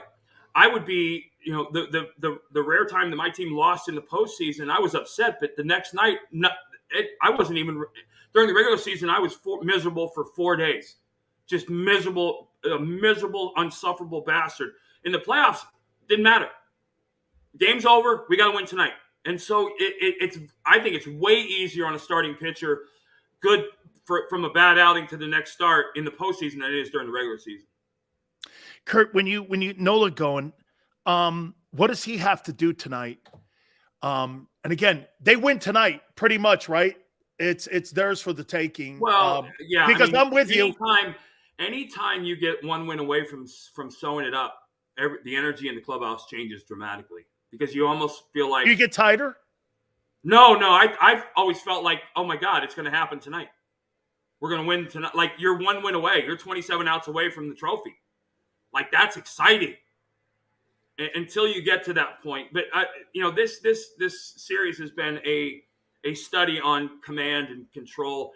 You've seen guys. Lance McCullers had bad command last night. He was in and I would tell you for the novice pitchers and the people wanting to understand pitching, watch the glove and watch the catch for the catcher. Fastball command is about being able to manipulate the ball in the strike zone 3, 4, 5, 6 inches at a time. Like in the first inning, I want to find out what the umpire's corner is. So what I'm going to do is I'm going to throw a ball here. And if it's a strike, I'm going to move it out just a little bit more in the next pitch. Is that a strike too? Okay. Now I'm going to move it off the edge of the plate. So that first inning is about my fastball command in the postseason. Is about my fastball command and establishing the strike zone. These guys are not commanding the fastball. Like you're seeing, and what's called like if I'm going in on a guy, or and Bryce Harper's a great example. If I'm gonna run the ball in and keep the ball in on Bryce, every miss I miss has to be in. That's a good miss. If I'm throwing the ball in and I knock him on his ass and miss my spot, that's fine. If I try to throw the ball in and I miss middle out, that's an absolutely horseshit pitch. And so I watch for good misses and bad misses. Right? Guys that are good missing, they're missing to the side of the plate they're throwing to. If they're throwing breaking balls, they're missing down in front of the plate. And these guys, and what's happening is you're seeing a lot of guys. It's a lost art in the sense it's all about the gun. Well, if I missed at 98. Well, you know what? Big league hitters can hit 98. And when you're missing in the middle of the plate, which is what's happening, bad things happen. Boy, Kurt, I never looked at it reversed. I always thought it was more dangerous because of the lack of juice pitchers had at the fifth inning. But you're saying the most dangerous part to pitching to Harper is not so much Bryce Harper, but understanding the umpire's strike zone. Well, because if you're going out there and you don't know the strike zone and you're forming you're playing against really two people, Harper and the ump, because you've got to determine what his strike zone is. Well, here's and how the like thing. it pitch to him. So every hitter has the strike zone is broken into 9 quadrants on the scouting reports. Up and away, middle out, or up, middle up, in up, middle in, middle out, middle, then down and away, down middle, down in. And nobody and red is hot, blue is cold. Obviously, nobody has red boxes all the way around, right? Everybody has a blue box. If Bryce Harper's blue box is in an area the umpire's not calling a strike, what do? Right? So you have to mix and match, and it's on the fly that you adjust, right? Here's Bryce's, his blue box, I guarantee you, there's very few of them, and they're really small. And and it's like when Bonds was hot in 2001. You tell young pitchers, listen, if you can't hit this spot at 95, don't pitch to him. Pitch around him. And coaches were like, well, that's too much pressure. Well, tough shit. It's October. If you can't make the pitch, don't make it. He's not missing. So 98 middle is a horrible pitch. 94 in that blue box is perfect. And that's how would you pitch Harper, knowing that he's a first fastball hitter? I mean, he's very aggressive at the plate. I haven't seen his charts against right-handed power arms, but my guess is that you're looking at a guy who's most hitters will have a hole at their hands on the inside part of the plate. For me, very much like Bonds, I'm going to stay hard and I'm going to stay middle up in. Right, that's where he's having trouble getting the ball, and most lefties will have a little trouble getting the chase. The key is not just that they have trouble with that pitch, that they swing at it. Doesn't matter if they have trouble with the pitch and they don't swing; it's a ball. So for me, I'm going to throw the ball as hard as I can to that inner upper third. You're going to throw it his hands, right? And if not, I walk him. If he doesn't chase, if he doesn't chase it, I walk him. I'm fine with that. He's not a 40 stolen base threat. You got to hold the runner and all the things that go with that. But I'd much rather face somebody behind him. And that's what's presenting the issues, right? Their lineup top to bottom is hitting. So, in a 2004 Red Sox, there is no let up. But they get 5 homers from 5 different guys last night. Unbelievable. Yeah. And they came into this. But for me, it's about power. You got to power. So Pedro Martinez said something a long time ago that I never forgot. You don't get good hitters out in the strike zone. Right? You don't get Ken Griffey Jr., you don't get Bryce Harper out with a fastball in the strike zone. What you get them out with is a ball out of the strike zone. Your stuff has to be good enough to make them chase it. And the command of these guys is not – I haven't sat here and looked at a guy and said, well, he could – being a fastball pitcher, regardless of your velocity, is about throwing a fastball in a fastball count to a fastball hitter and getting a positive result. Right? And so – I've never felt like I'm watching a pitcher okay, this guy's just going to go 2-0, down, fastball down and away to get back in the count, blah, blah, blah. Nobody is showing me that kind of command. And that's why you're seeing the Phillies tee off the way they are, because you give them – you can't give hitters a pitch. Like, you have to go through – if Bryce Harper has 4 at-bats tonight, the Houston Astros can make maybe 1 or 2 mistakes, maybe, in those 4 at-bats. They're making 1 or 2 mistakes in at-bat, not a game. And that doesn't translate in October. Kurt, I wonder for you personally, the Arizona World Series or the Red Sox? I mean, look, the ALCS was off the charts special. That's an iconic moment for you in the ALCS. But then they go on. You guys, I think the Cardinal game and the series was an afterthought. I mean, I remember it was like an afterthought. I mean, but it was, and no disrespect to the Cardinals. No disrespect to those guys. The ALCS was our World Series. I'll never forget this. We were in the pre-scouting meeting for the World Series. And I went into those, and Tech went into those, because I always said I want to hear the scouts and what they had to say. And we were talking, and at the end of the meeting, and honest to God, again, no disrespect, our response to the scouting report and the meeting was, listen,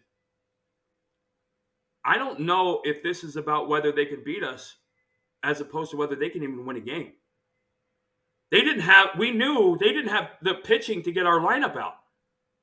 And it was like, not only are we going to win, but we probably are going to win this 4-0 because they don't have anybody that can get us out. And they didn't. You look, the first game, Wakefield went out there, we won 11-7. And then I think Pedro, Derrick, and I gave up like one earned run over the next 3 starts. And our offense is just our offense. And we really, it was the same thing in 2007 in Colorado. Our response was to the scouting meeting was, oh my God, they have nobody in their starting rotation that can go through our lineup twice, much less once. And it's not a matter of whether they're going to win; it's whether they can even win a game. We knew we were that good, and you know that. But that was a very different time because we had 3 or 4 pitchers in the rotation who we knew could command the fastball and go out and execute a game plan.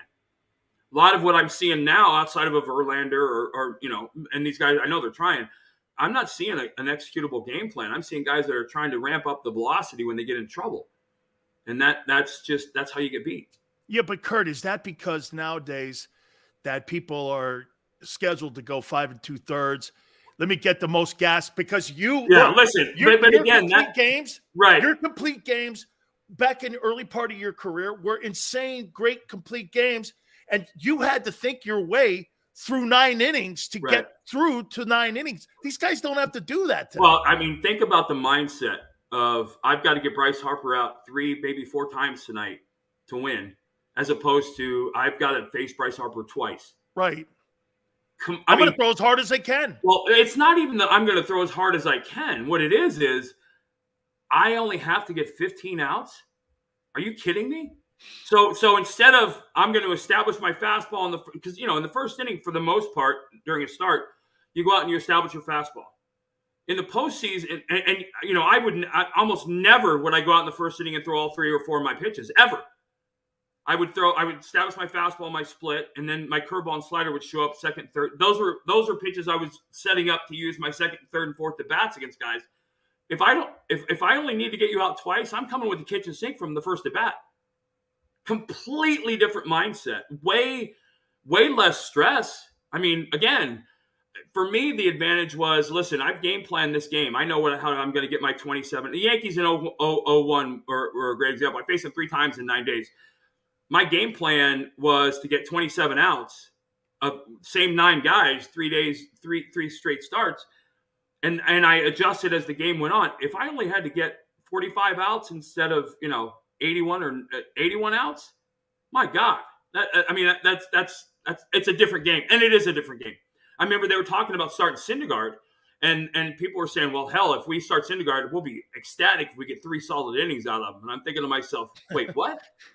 This is a dude that throws mid-90s, and there's a guy that will to me has frustrated me his entire career. He should be striking out 320 guys a year. And he doesn't. And it's because he doesn't have command of his fastball in the strike zone. And it's hard to watch. Hey, Kurt, when I watch a ball game now, I think of you, and you know what? I could just see you out there. You're in the 4th inning, you're giving up 1 run, or you've given up 1 hit or 2 hits, and the guy comes out there and he's looking.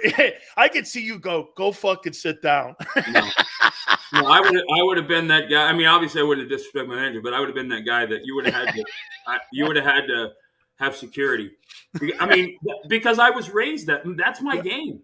That's my responsibility. 27 outs are mine. That's what I'm getting paid for. I come out after 7. I've still left, a third of the game to the bullpen. That's not me doing my job. And that's a mentality that's not taught anymore.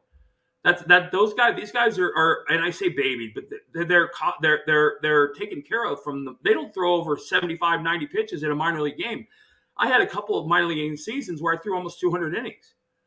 And 185 innings wins the Cy Young. It's like, wait, 185 innings is my inning total in mid-August. I mean, are you kidding me? Yeah, you're a 200-plus guy. But I'm saying that it's a different mentality. It's not because they're babies it's because they're raised a different way now.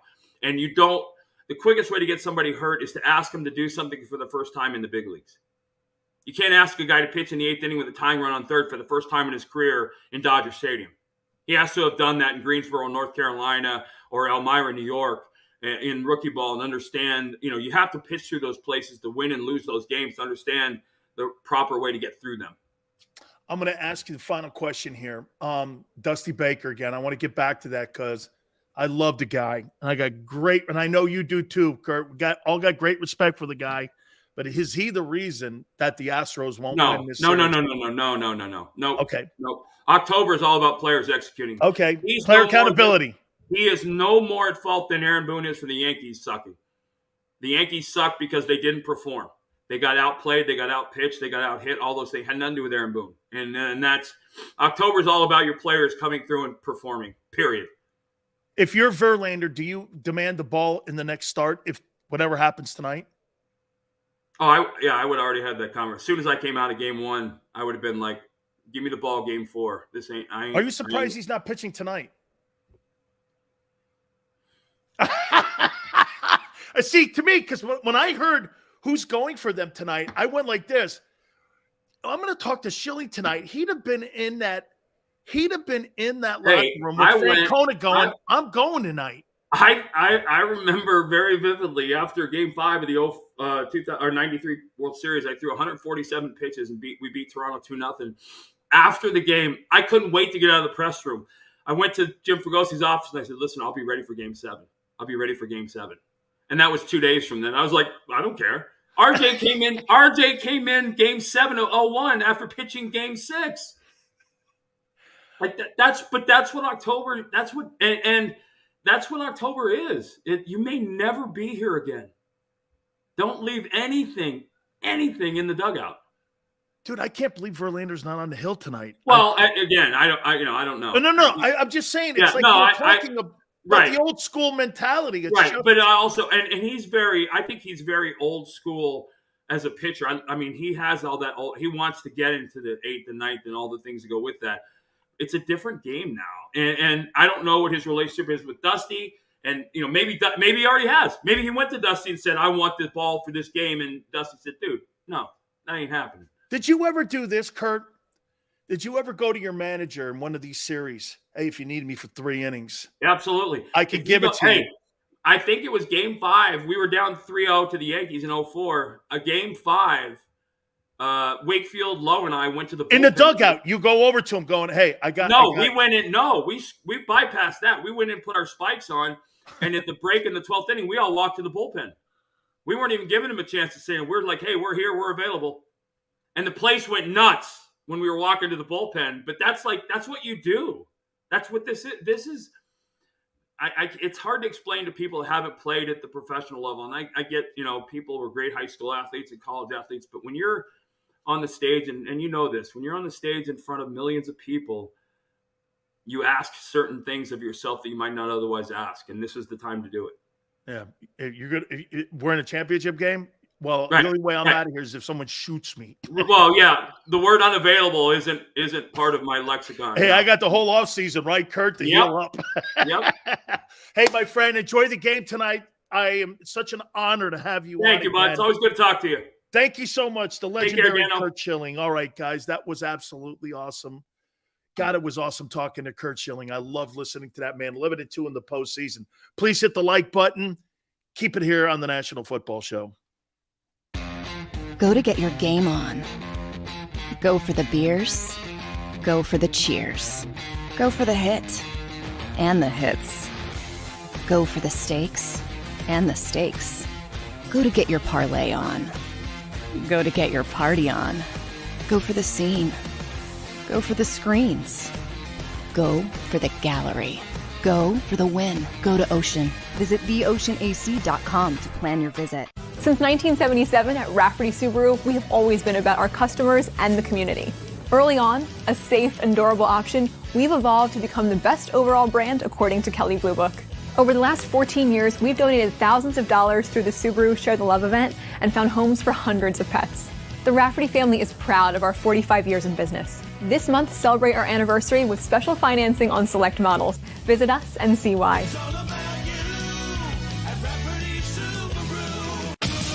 The greatest fans on earth. It's a bold statement, but would you expect anything less from Philadelphia? 58 years of heartache creates a toughness, a grit, a resolve not found in most. Sure, our prayers were answered, but now that we've had a taste, we're looking for more. Pondley Hockey, official partner of the Philadelphia Eagles.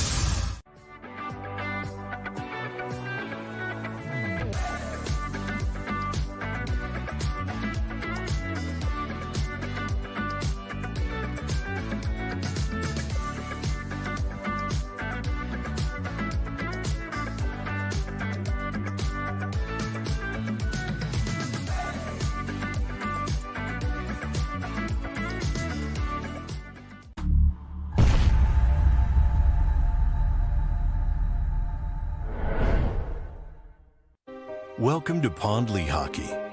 We've helped over 100,000 injured and disabled workers obtain benefits, as well as some of the biggest settlements in the state.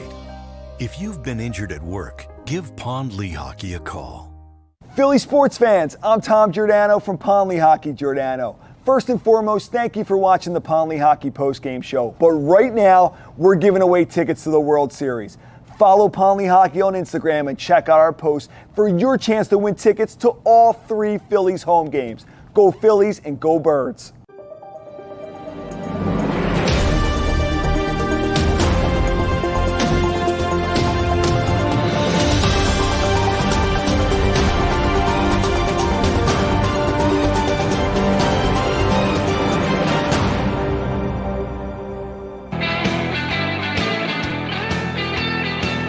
I hope you guys enjoyed that as much as I did. I love talking, as you could see, baseball. I do, man. I mean, football is my deal, okay? And I love it, but been a sports broadcaster for 30 years. When I get a chance to talk to somebody like Schilling, going inside of his mindset and how he approached those great performances that he had, 11-2 in the postseason, man. I mean, that guy was a dealer, dude. Unbelievable, man. What a ball player he was, man. Just a tremendous ball player. And he likes the Phillies to win the series in less than 7. That's pretty amazing. Maniac, thank you very much, man. I mean, he's such a fabulous guest, and he's not the easiest guy to get on, believe me, man. I mean, he's like, Sills, I do very few of these. And I go, it's all good, man. I mean, I'm here when you get an opportunity to come aboard. And Philly, man, thank you, D, for coming aboard. Please hit the like button. We're going to reset here at the top here, and we're going to get back on track here. I've got the NFL Coach of the Year. I have a vote for that this year with the NFL alumni. I got my top 5 candidates. We got week 9 of the National Football League. I want to reset a little bit on the mid. Oh, and by the way, we also have the mid-season reports on who the MVPs are in the league, who I think they are. This is league-wide, okay? So we're going to do that. Rookie of the Year offensively, Rookie of the Year defensively, Comeback Player of the Year, the Defensive Player of the Year, Coach of the Year, Player of the Year. So we have all that. I mean, Seals, who you got, Tennessee or Georgia on Saturday? Please hit the like button, guys. Thank you so much, Maniac. Danny, I love Schilling too. Man, Georgia or Tennessee? Greg, thank you, man. I love talking to Kurt Schilling. Hey, would you guys like to talk to Greg Maddux? Would you guys like Greg Maddux? Greg's also a dear friend of mine. He lives in Vegas. You got Georgia? I think I got Georgia too. Yeah, also too, man. You want to know who's another Maniac friend of mine? Dude, if I get him on, he's kind of weird, but he's all good. Madison Bumgarner. Madison Bumgarner, man, and I have kind of forged this relationship, and I really love him, man. I told him, I used to tell him all the time, I'll take you in the postseason over Clayton Kershaw any day. And he goes, damn straight, I killed that guy. I know you do. I know you do. Look at JAKIB. Hurts has better stats in the first 2 years. Hey, 85. You keep with Jalen Hurts. I'm staying with Josh Allen. Okay? You stay. Jalen Hurts will never throw for 50 touchdowns in a season. Ever. Ever. It's not what he does. Ever. He'll never throw for 40. He may never throw for 35. He'll struggle to get to 30. But he's going to win a lot. Okay? Ever throw for 50. All right. Hit the like button. Hour 3. Back on track. Keep it here on the National Football Show. Go to get your game on. Go for the beers. Go for the cheers. Go for the hit and the hits. Go for the stakes and the stakes. Go to get your parlay on. Go to get your party on. Go for the scene. Go for the screens. Go for the gallery. Go for the win. Go to Ocean. Visit theoceanac.com to plan your visit. Since 1977 at Rafferty Subaru, we have always been about our customers and the community. Early on, a safe and durable option, we've evolved to become the best overall brand according to Kelley Blue Book. Over the last 14 years, we've donated thousands of dollars through the Subaru Share the Love event and found homes for hundreds of pets. The Rafferty family is proud of our 45 years in business. This month, celebrate our anniversary with special financing on select models. Visit us and see why.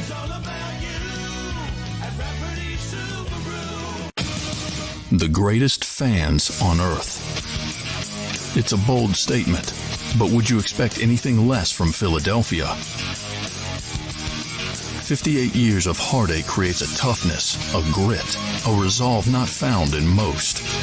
Sure, our prayers were answered, but now that we've had a taste, we're looking for more. Pondley Hockey, official partner of the Philadelphia Eagles.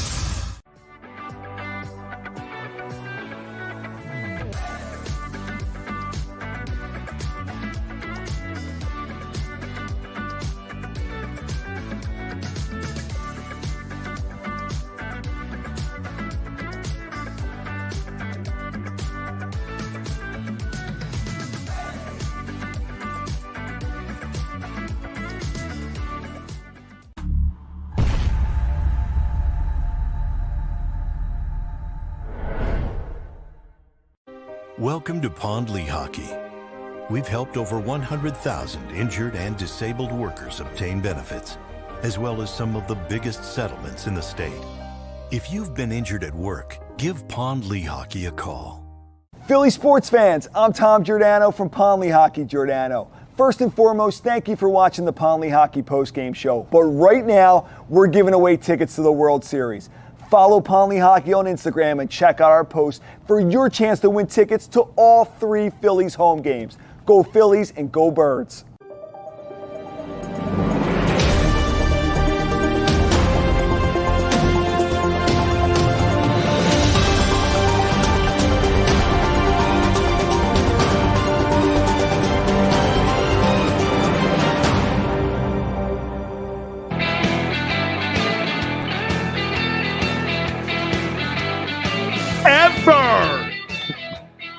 Hour 3, Big Sills National Football Show. Appreciate you guys coming aboard. Don't get caught up in touchdown stats. Troy Aikman never threw 30 touchdown passes either. He won 3 Super Bowls. Who do you want to be? Phillip Rivers? Or do you want to be Troy Aikman? Who would you rather be? Aikman is one of just a few men that have won multiple Super Bowls. He's got 3 Super Bowls in 4 years. He didn't throw 30 touchdowns. He had Emmitt Smith, a great running game. Hello, Philly.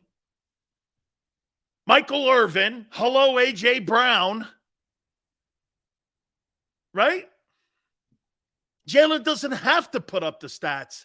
Hey, quite frankly, it's more of a testament of how the team's being built in Philly. and Howie getting a lot of credit for it. When you have Patrick Mahomes and you have Josh Allen, dude, those guys are relied to do a lot. Okay? Hurts hasn't even beat Dak. He would be 30 passing and 20 running. Never happening in a million years will Jalen Hurts ever see 30 touchdown passes and 20 touchdown rushes. He'll be injured by the end of the year. Nobody in league history has ever done that, and no one will. It's too demanding. You're going to ask a guy to carry the ball. For 20 touchdowns, you're going to need 300 carries. Jalen Hurts is not going to get 300 carries. 20 touchdowns. Derrick Henry doesn't do that. How do you? Absolutely out of your mind. So I notice every time you say Hurts won't do something, he does it. Okay, well, here's something he'll never do. Throw for 30 touchdowns or rush for 20 touchdowns. Ever.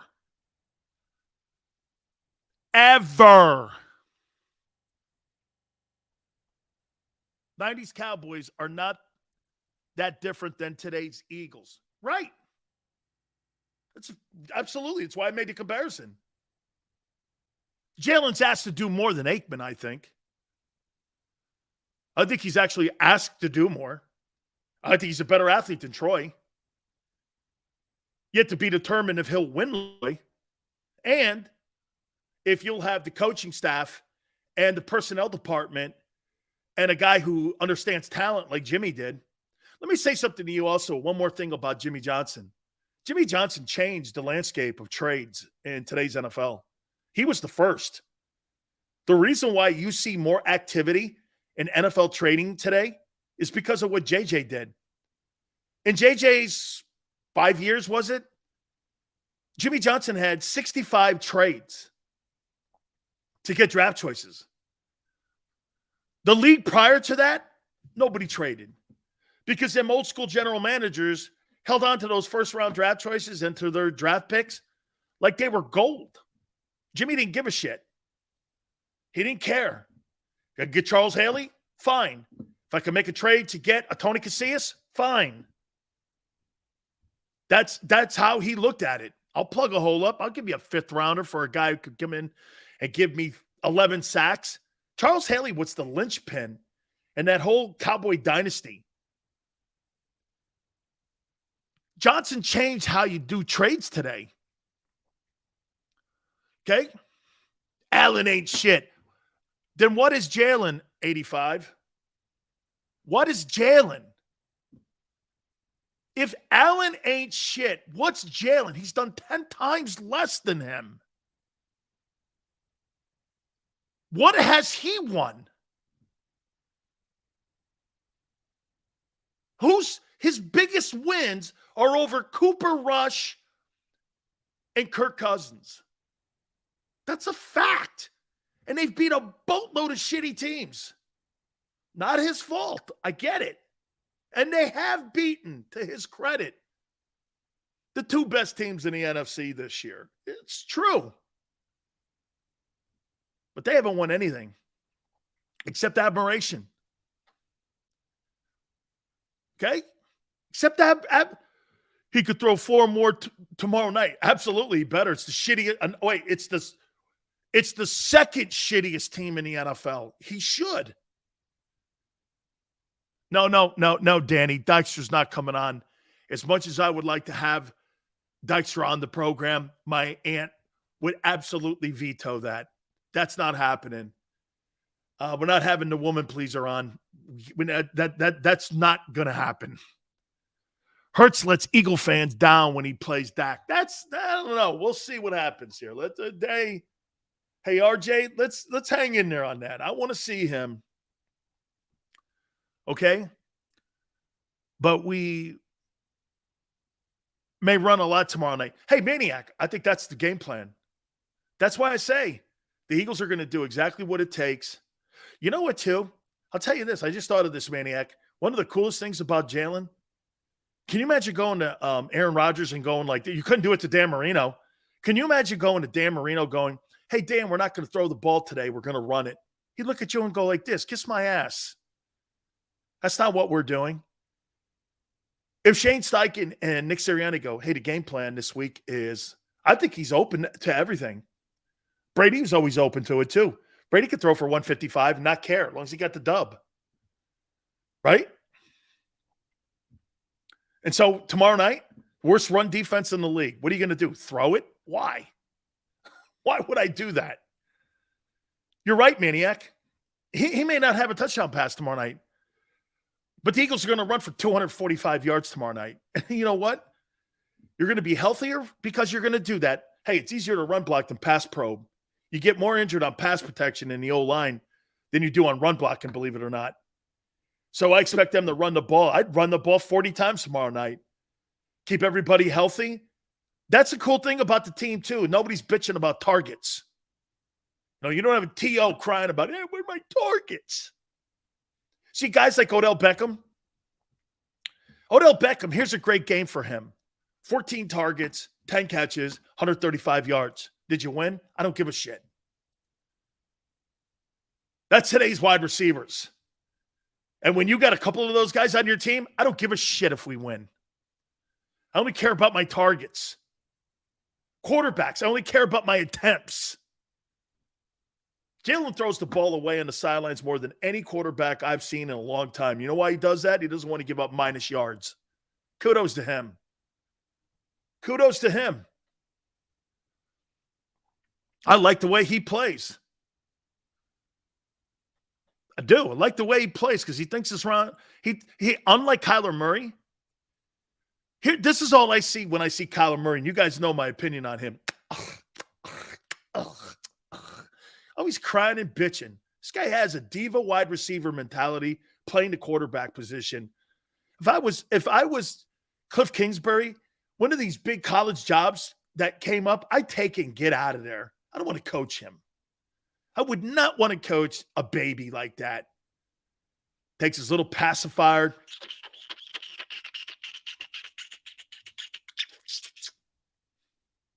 I hate to play.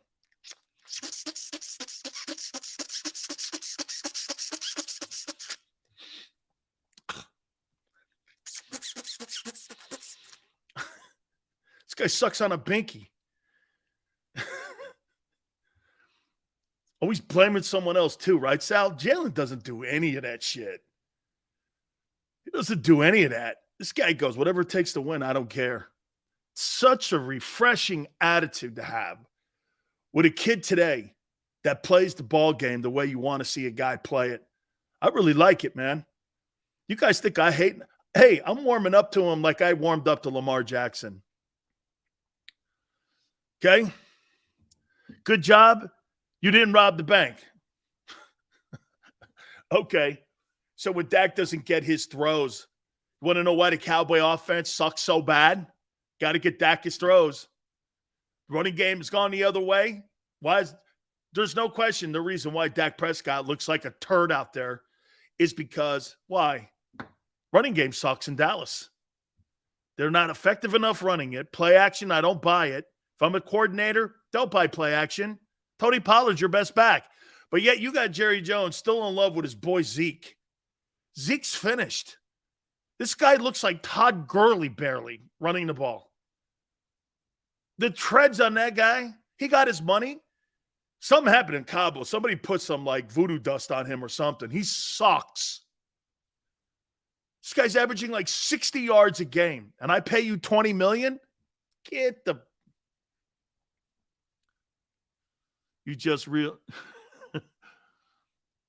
He sucks, dude. Zach Martin's not the same. Zeke say hello to Hollywood. Oh, okay. Really? That's his next venture? Yeah, okay. Well, I tell you what, I think he's already trying out for a role called running back. He's not doing a very good job. He's failing the audition. The other guy in the room's better. Is he hurt too? I bet Jerry likes that. So you got a hurt Zeke Elliott, making $20 million a year. You got an overpaid quarterback who you couldn't make a move yesterday because you're so wedged against the cap, and you know what the numbers look like the next 3 years. Good luck to you, Dallas. You cannot. The Cowboys can't do anything. They can barely draft guys. They can barely draft guys.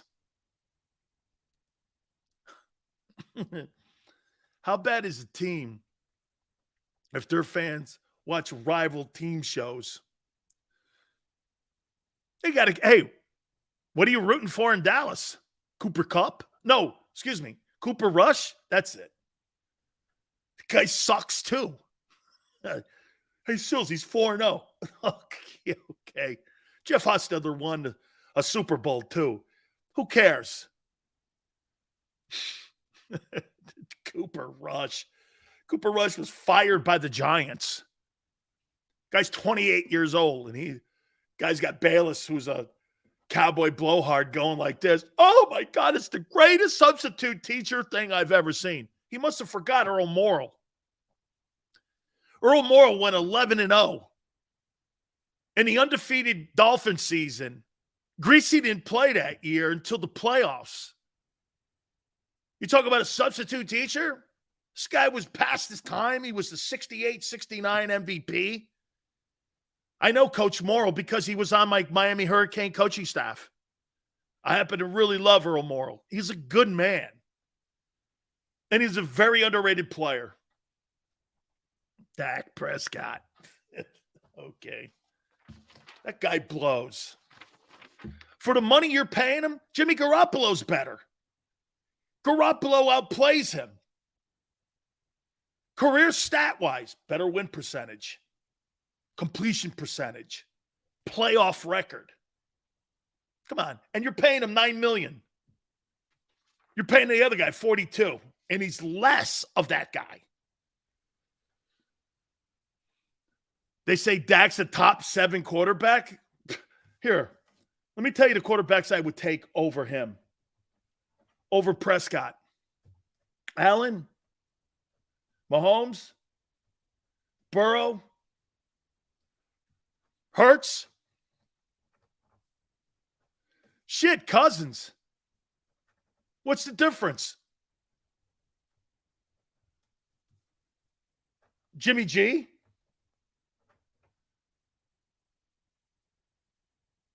Kyler Murray. Lamar Jackson. Justin Herbert. Man, I'm bored now. I'm bored. NFL Coach of the Year. Geno's outplaying Dak. Don't do that to them, man. They'll really have a shit cow over that one. Imagine this. If you had Geno Smith on the Cowboys, you'd probably be in a better position to beat the Eagles than with Dak Prescott. Okay? Dak ain't settled shit, guys. Garoppolo went in there last year and bounced the Cowboys. Bang, bang. It was like Jordan taking a jump shot. Dak. It beat Seattle. Hey, I got my win against Seattle. Oh, my God. Look at what Tone just dropped. Some love on you guys. Geno's the new Rich Gannon. Very good comparison. Very good. Yeah, the Cowboys are so desperate now, they miss Cooper Rush. Okay, let's move on. This also bores me. My 5 NFL Coach of the Year candidates and at the midseason report card. By the way, we're going to do this for the entire league, the midseason report card and the awards. Here we go. By the way, please hit the like button.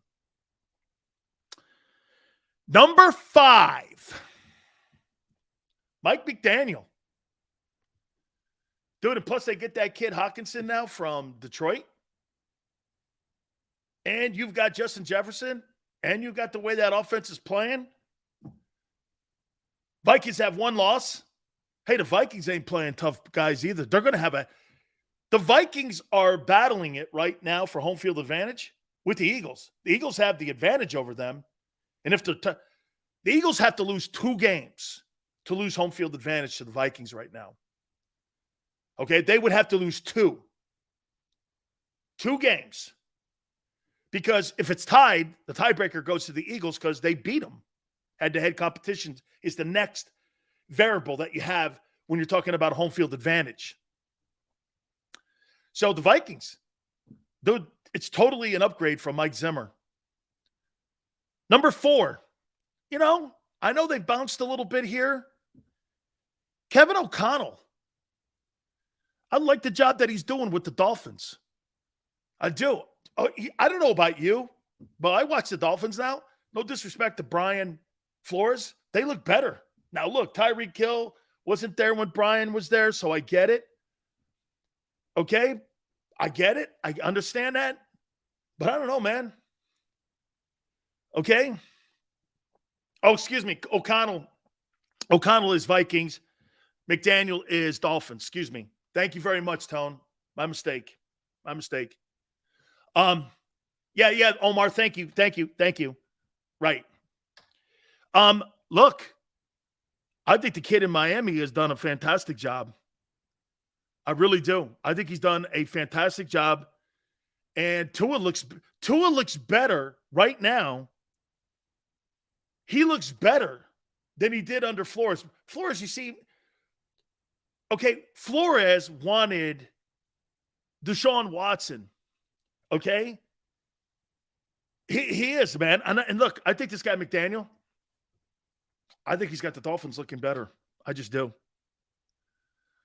I like Brian Flores. I think Brian Flores, I hope he gets another opportunity to become a head football coach.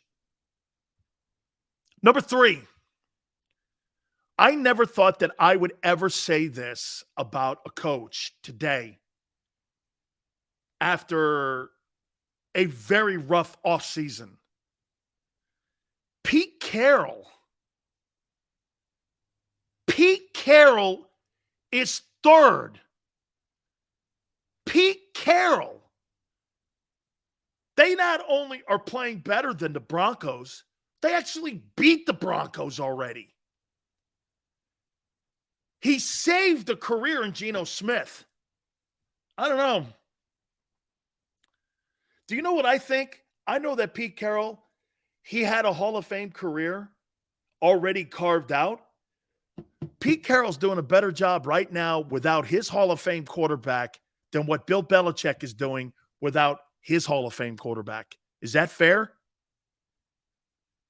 Carroll's doing more of a rebuild job in Seattle than what Belichick is doing in New England. This guy's winning with a cast-off quarterback in Geno Smith. Pete Carroll's a Hall of Fame coach. He has solidified this with me now. After the Russell Wilson, because you always wonder what a coach. Look at George Seifert. George Seifert had all those great quarterbacks. Well, he really only had Young. But he had Young and won all those games in San Francisco. Guy goes to Carolina. He blew. No one thought he was a Hall of Fame quarterback after that. And you're like this, and you're looking at Pete, and you're going, so he trades Russell Wilson away in the offseason. I thought the Seattle Seahawks were the worst team in the NFL. Shit, they're now leading the West after 8 games. Nobody would have thought that. It's a hell of a coaching job in Seattle by Pete Carroll. He's rebuilding Seattle. Belichick's kind of floundering.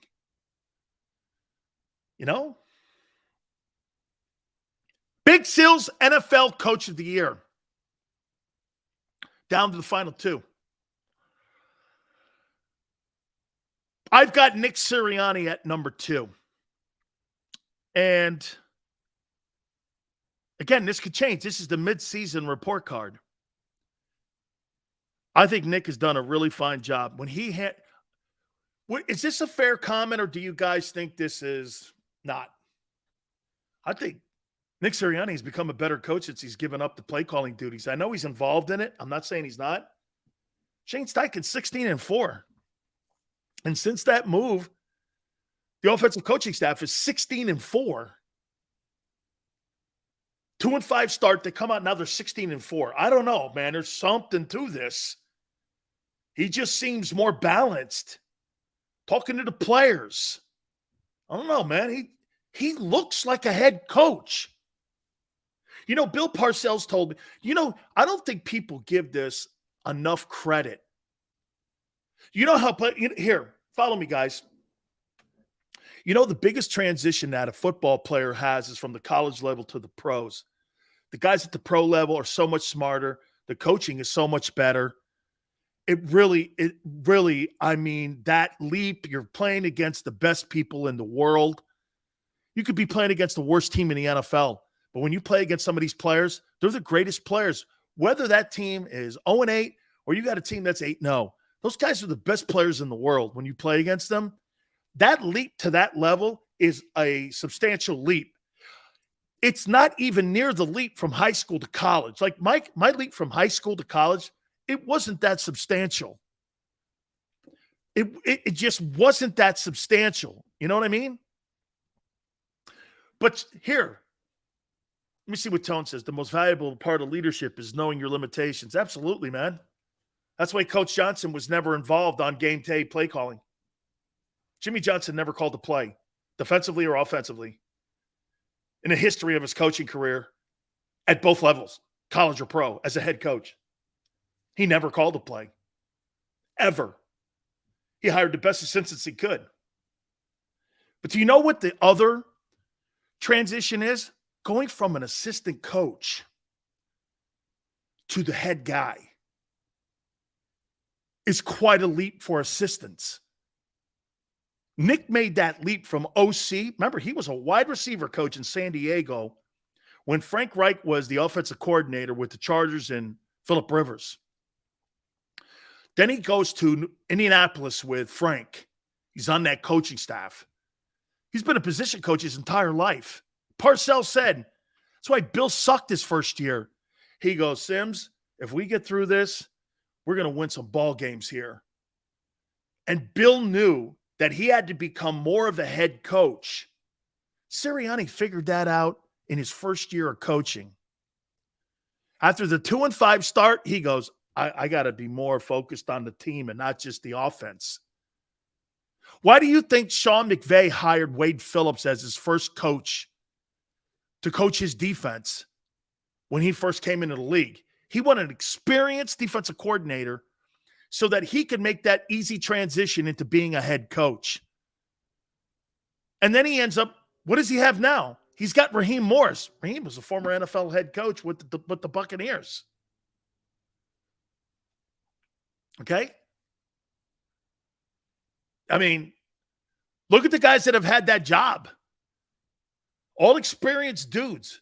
So McVay can isolate himself as play calling head coach. Smart. Knowing your limitations, like Tone just said. So, yeah, Sirianni has done a great job. I got to tell you, at least at the halfway point, I'm going to tell you guys flat out, I don't really buy the Giants because I think their quarterback is below average. But Brian Daboll, to me, I think he's done the best job in the first half of the season coaching that team. That offense is horseshit. Their O-line is suspect at best. Barkley has done a nice job. Their defense has done really good things. Kayvon Thibodeau is a real deal. The new general manager's good. Gettleman was a train wreck. Judge and all them other idiots they had in there. You know, when they had Reese and they had Tom Coughlin in the building, you know, they wanted those guys out of the building, and they kept saying, "Oh, it's time for a new direction in New York. Let's get." So when they got rid of Reese and Coughlin, they have blown ever since then. I mean, they've been a train wreck. I can't remember the last time the Giants were relevant, but they've righted the ship there, man.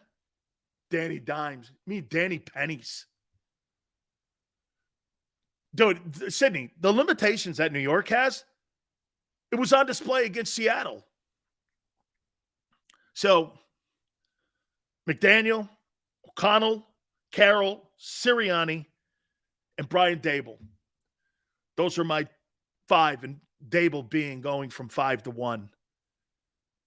the midseason NFL Coach of the Year. Sirianni close, though. That team has not they have not played down to a competition at all.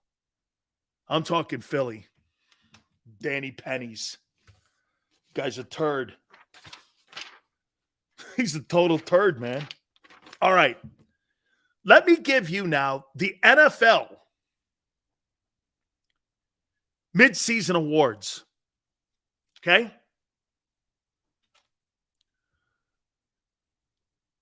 Geno Smith looked what? Geno Smith looked great last game. I mean, I don't know who that guy is.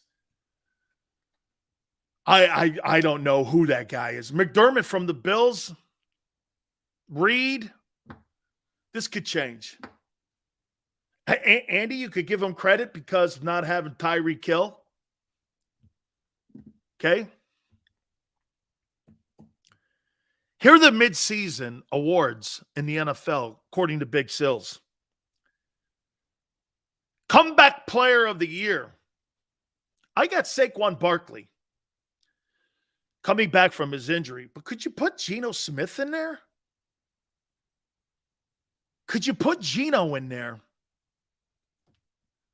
as Comeback Player of the Year? He really didn't come back from an injury or anything.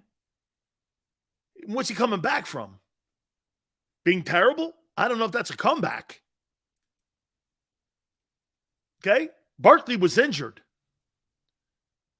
And he looks like the best back in the NFC. NFL. Now you could put, I don't know, you could make an argument for Geno here. Okay? But I got Barkley here because of the injury factor. My defensive rookie of the year. New York Jets. Sauce Gardner. That kid can play. Joe Douglas. He hit himself a home run there. That Sauce Gardner, man, he can play. He can play. He can, man. He can play. He's a good-looking football player. I believe the kid came from Cincinnati, right? So I got Sauce Gardner as the defensive rookie of the year. The offensive player of the year, rookie-wise. Kenneth Walker, Seahawks. The Michigan State kid. I love this kid. I'll do, man. I think this guy can play. Yeah, Drake London, I'll take this kid, Kenneth Walker, with Seattle. Guy's going to gain a lot of yards, man. I really love him, man.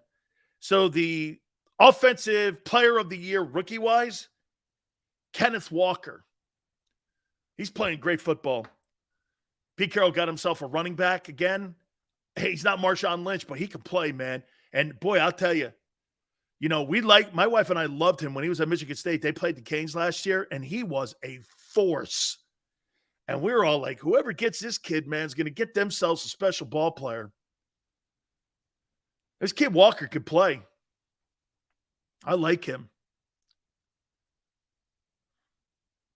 Can you imagine if the Eagles had drafted Kenneth Walker instead of Nakobe Dean? Dude, Nakobe Dean, I don't know. I'm just going to stay there on Switzerland with it. I don't know. Okay? I don't know.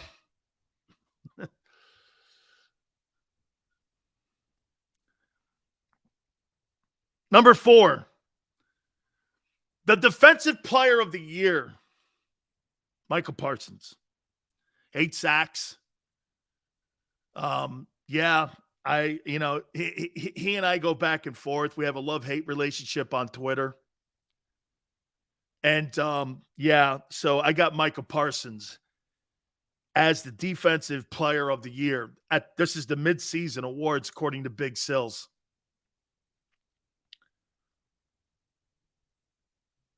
Didn't you guys take Devontae Smith over Michael Parsons? Huh. Interesting. Might want to revisit that one day. Didn't you? Didn't you guys actually trade with the Cowboys? Ooh. Howie could have finally landed on an edge rusher. So wait a minute. Steve, you take Devontae over Michael Parsons? Come on, you don't mean that. Huh?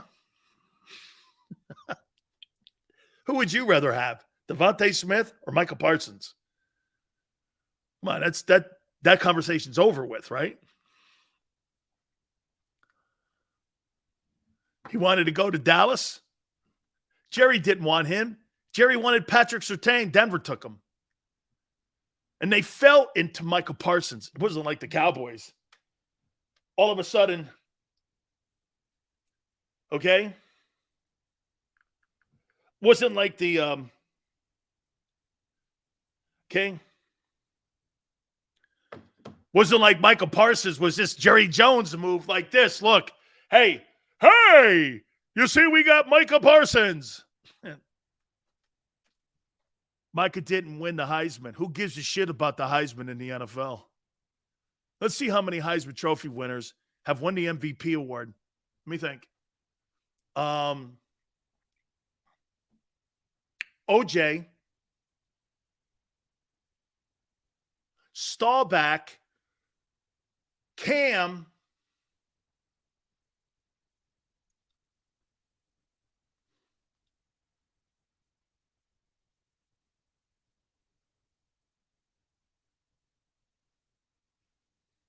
I'll get back to you.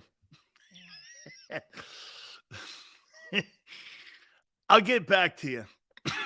Yeah. Manziel won an MVP award? What league? The two-hand touch league? Eddie George, what MVP did he win? I must have missed that. Yeah.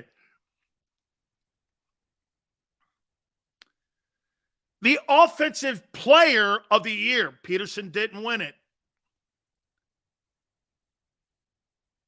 Adrian did. Did Adrian win the Heisman? Did he win the Heisman? I know he won an MVP award. Did he win? Burrow won the Heisman. Burrow didn't win an MVP award. Tyreek Hill, your offensive player of the year. He's on pace for 2,100 yards.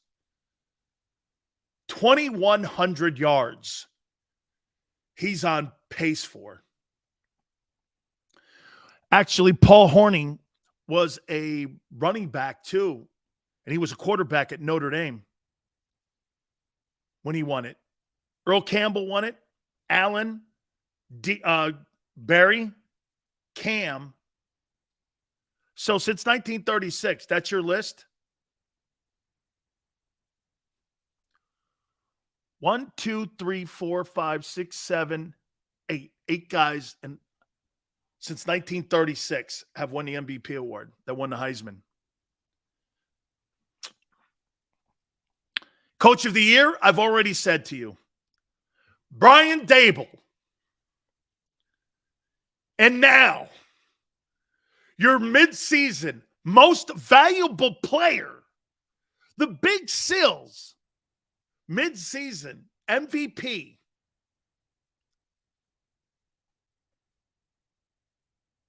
goes to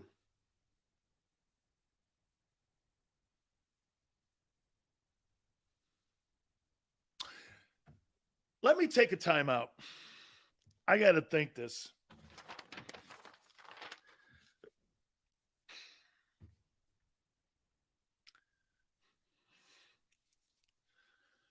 Hit the like button. Keep it here on the National Football Show. Go to get your game on. Go for the beers. Go for the cheers. Go for the hit and the hits. Go for the stakes and the stakes. Go to get your parlay on. Go to get your party on. Go for the scene. Go for the screens. Go for the gallery. Go for the win. Go to Ocean. Visit theoceanac.com to plan your visit. Since 1977 at Rafferty Subaru, we have always been about our customers and the community. Early on, a safe and durable option, we've evolved to become the best overall brand according to Kelley Blue Book. Over the last 14 years, we've donated thousands of dollars through the Subaru Share the Love event and found homes for hundreds of pets.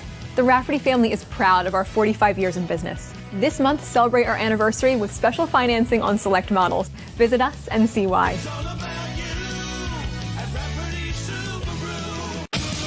The greatest fans on earth. It's a bold statement, but would you expect anything less from Philadelphia?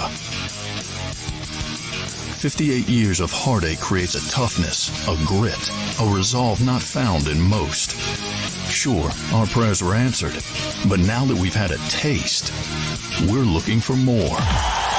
Pondley Hockey, official partner of the Philadelphia Eagles.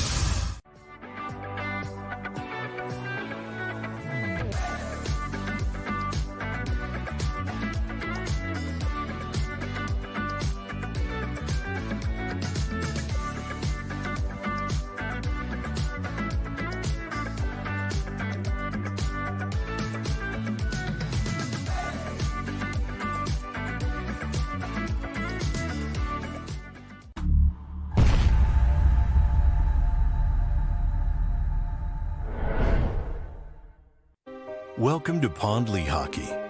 We've helped over 100,000 injured and disabled workers obtain benefits, as well as some of the biggest settlements in the state. If you've been injured at work, give Pondley Hockey a call.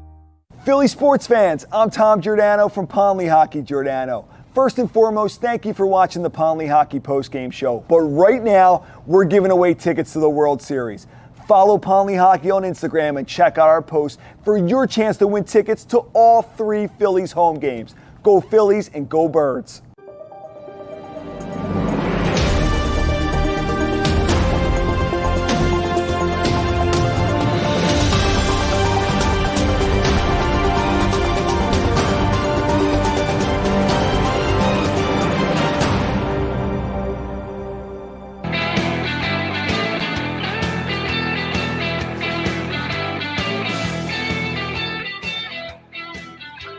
Big Seals National Football Show.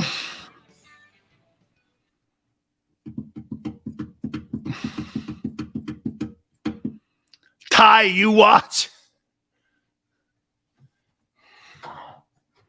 Let me recap here. I just went to the bathroom and no, I'm not going to go there. No, hey, if you want, I just went to the bathroom and I took a Brett Favre and I thought about it. I'm sorry I said that. Excuse me, Aunt Betty. My midseason MVPs, or my players at their respected positions. Saquon Barkley, comeback player of the year. Sauce Gardner, defensive player of the year, rookie-wise.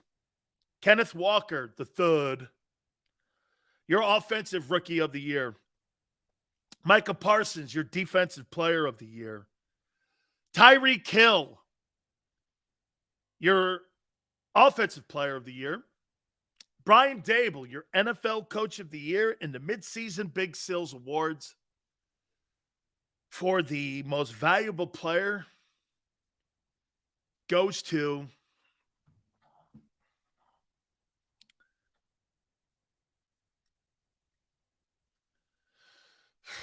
Jalen Hurts.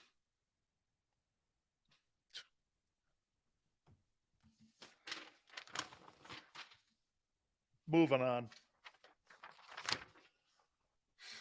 See, I got to tell you, I vote for a lot of awards, NFL and college-wise. Okay, I do. I vote for a lot of awards. Okay? I want you to know this, and I'm fair. And I have an NFL alumni, like I said, at the end of the year, if Jalen Hurts ends up winning my vote, it's, you know that NFL honors show that they have? My vote is that. And a bunch of other NFL alumni guys and media people. So if I think Jalen deserves it, I'm going to give it to him. Okay? Caleb Williams is better than Jalen Hurts. Caleb Williams. Let me ask you something here, RJ, about that. Can you name me a Southern Cal quarterback that has ever come out of USC and been a superstar player in the NFL? Can you name me one? And can you name me one superstar Oklahoma quarterback that has gone into the NFL? You don't get Aikman either, because Aikman transferred to UCLA. You know, Ohio State likes to take credit for Joe Burrow. They kicked him out and said that Haskins and Fields was better. Burrow's like, okay, I got to go to LSU. You don't get credit for that. You don't get credit for Aikman. Aikman went to UCLA. He'd have been running Wishbone. He'd have been running the Wishbone at Oklahoma, dude. Oh, look at everybody. Oklahoma taking credit for Aikman. He didn't finish his career at Oklahoma. Jerome and I broke his leg. He went to UCLA. Carson Palmer is a great NFL quarterback. Oh, okay. Got a pretty low standard there. Carson Palmer. Okay. Carson Palmer is the standard at USC. Okay. Sam Bradford. Hey, when Jesse James was stealing and robbing from banks, at least he used a gun. Sam Bradford used to go in robbing teams. I've never seen a guy get rich sucking more than Sam Bradford. Sills, can you get Troy on? Been kind of working on that for a little bit. Sills made sure he didn't end his career in Oklahoma. Wasn't a good day for the young. Wasn't a good day for Aikman. Jalen Hurts. He's a great quarterback. He hasn't done anything yet. Ben Simmons. When Ben Simmons didn't get his LSU team to the NCAA tournament and you took him number one, no, nothing. That wasn't a red flag. His LSU team sucked. And he was the number one pick by the Sixers. And you're like, I always went like this. If he's so good, why couldn't he carry his ball team? Larry Bird carried an Indiana State Sycamores team to the NCAA finals. Have you ever heard of Indiana State Sycamores since Larry Bird? I mean, you know, when you're a player like that, you carry your team to the finals. Have you ever seen Indiana State basketball ever again since Larry Bird? I have not. The Indiana State Sycamores. They got a hoop team? Yeah. I thought they closed it up after Bird left. Right? Yeah, I mean, the Indiana State Sycamores. Oh, man, it's like telling me, like, USF basketball. Well, you know, Russell played there. I know he won two NCAA championships. Outside of Bill Cartwright, I don't remember USF basketball. I mean, even what's his name? Oscar Robertson leading the Bearcats to the NCAA finals. Dude, Ben Simmons, he sucked. As a teammate, didn't that kind of like, you go, well, you know, nobody saw anything there.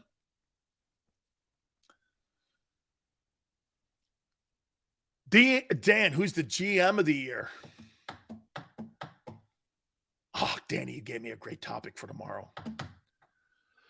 Patrick Mahomes, 20 touchdowns. Josh Allen, 19. Wow, the way you crush Hurts because of not enough TDs. I didn't say he was a better quarterback than them. I said he's playing MVP football. You're missing it. He's not a better quarterback than Patrick Mahomes. Patrick Mahomes' resume at 25 years old. Kid, wake me up when Jalen's win a playoff game first. then you could talk to me about putting him in Mahomes' league. Mahomes has an iconic resume so far. 4 straight AFC championships, 2 AFC championships,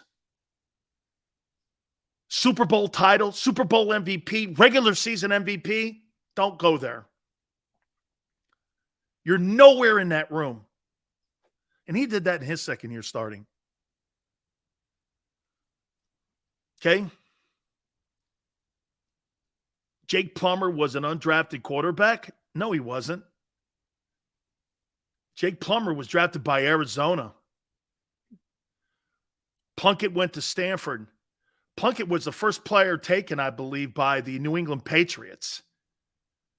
And then Plunkett won 2 Super Bowls with the Raiders after a stint in San Francisco, if I'm not mistaken. Okay? Jake Plummer was not bad, but he's an Arizona State guy. He didn't go to Southern Cal.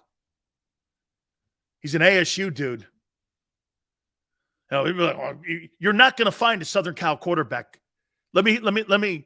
So you can put all your clickers down for Google. There isn't one. Who? Rodney Peete? Rodney Peete? Jalen Hurts. Pat Hayden. Ugh. Southern Cal doesn't produce quarterbacks the same way that Ohio State doesn't. Between those two programs, who have put out a ton of NFL talent and Hall of Fame players, they haven't produced one quarterback that's a Hall of Fame quarterback. They haven't produced one. They barely produced Pro Bowlers. I mean, really. Manchester goes, why? Well, you have so much gifted talent around them at the wide receiver position and O-line and running backs. Southern Cal, you know why Southern Cal doesn't win ball games in the most significant, and why they every time they get into games against the SEC teams, they get destroyed? USC, their stars were not the quarterbacks. Their stars were their O-linemen. Do you know at one time they had Brad Buddy, Anthony Munoz, Bruce Matthews, and Don Mosbar on the same freaking line? Those guys were all pro, not Pro Bowlers. 3 of them are Hall of Famers. They had, then you put the backfield of OJ and Marcus Allen, and you put those fabulous ball players, then the wide receivers with Swan and Keyshawn, and they were legendary players. The quarterback didn't have to do anything but turn and hand off. Same thing in Ohio State. Here, Eddie George, Archie Griffin. Here, Maurice Clarett. Plus their great O-line. Anthony Davis, another great one. Fly says, Caleb Williams is good, though. Fly, he's good in a shit conference. The Pac-12? Who's in the Pac-12 that's decent? Oregon and Utah. The rest of them, they stink. UCLA's getting better under Chip. But they got trucked too. That's not a good conference. ACC's better than them. The Pac-12, can I tell you guys something about COVID? I think COVID destroyed the Pac-12 with all them stupid-ass rules about not playing. SEC didn't miss a game during COVID, nor did the ACC. And all those kids, they're not going to go to those snowflake schools any longer. And all those kids in California are going to the SEC. They're not staying out west. That may change now with Lincoln, and he's a pretty good recruiter. But I think the Pac-12 got annihilated. Plus your stupid-ass TV deals that you have out there. Your games are on at midnight. No one watches it. Kids today want exposure. Where do you get it? Southeastern Conference. Your games are on at 10:30 at night back east. Who the hell wants to play at 10:30? Everyone's in bed all day at college football. They go to Tennessee, Georgia, Florida, Alabama, A&M, LSU. There's a reason you see, look at the poll that just came out. Tennessee, Georgia, Bama. Look at the draft. The top kids in the draft are going to all come from the Southeastern Conference. Pac-12. Yeah. Lincoln Riley didn't want to go to the SEC because he knows that Oklahoma program will be 7-5 when they go in there. You don't play defense at Oklahoma. I can't remember the last defensive football player that came out of that program and you went, wow. When I played against Oklahoma, dude, they had legendary defensive players. They were great. Today, I can't think of anybody that comes out of that program. You don't go to Oklahoma if you're a defensive football player. You just don't. You don't go there.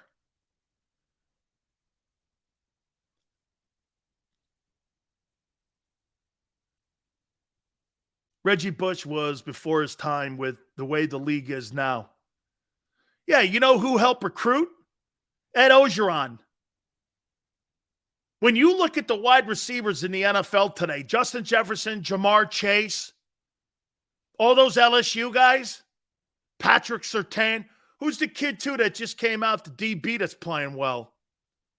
Look at all those. Joe Burrow, Ed Ogeron recruited him. Ed Ogeron recruited all them dudes at LSU.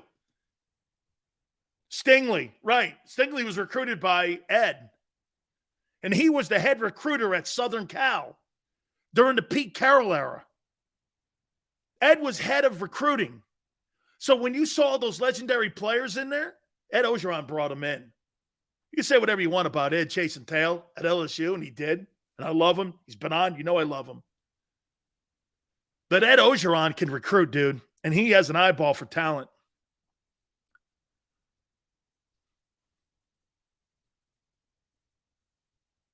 Love the Boz. Herschel Walker. That was the beginning of what you see today in the National Football League. Absolutely. I want to look at the week 9 schedule, but we'll do that tomorrow because I want to go more into depth. Plus, it's game day. Hey, you know what? How many times do you think you see this in Philly tomorrow? So am I right, Tone, am I right when I say this? Tomorrow will be game 5, right? And the Eagles play. So get this, if they win tonight, if the Phillies win tonight, they can win the World Series tomorrow night, the same time that the Eagles are playing. So this is what I'm going to hope for. I hope they put the Texans away early so that I could go over and watch the World Series. Okay? First game I'll miss the Eagles game since 1988. Hey, yeah, but hey, they got to win tonight. They got to win tonight. I think Astros lose tonight, the series is over. It will not go 7. You're not going to come back from 3-1. I don't believe you're coming back from 3-1. They can close out in Philly. Dude, if they close out. Hey, what will be a bigger mess? The Eagles Super Bowl parade, or if the Phillies win the World Series tomorrow night at the bank?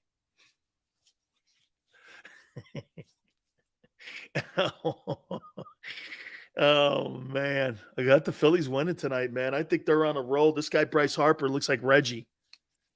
I mean it. He looks like Reggie. Yeah, no, I'm going to be – I got to set up where I can watch both. Eagles parade, it's just different.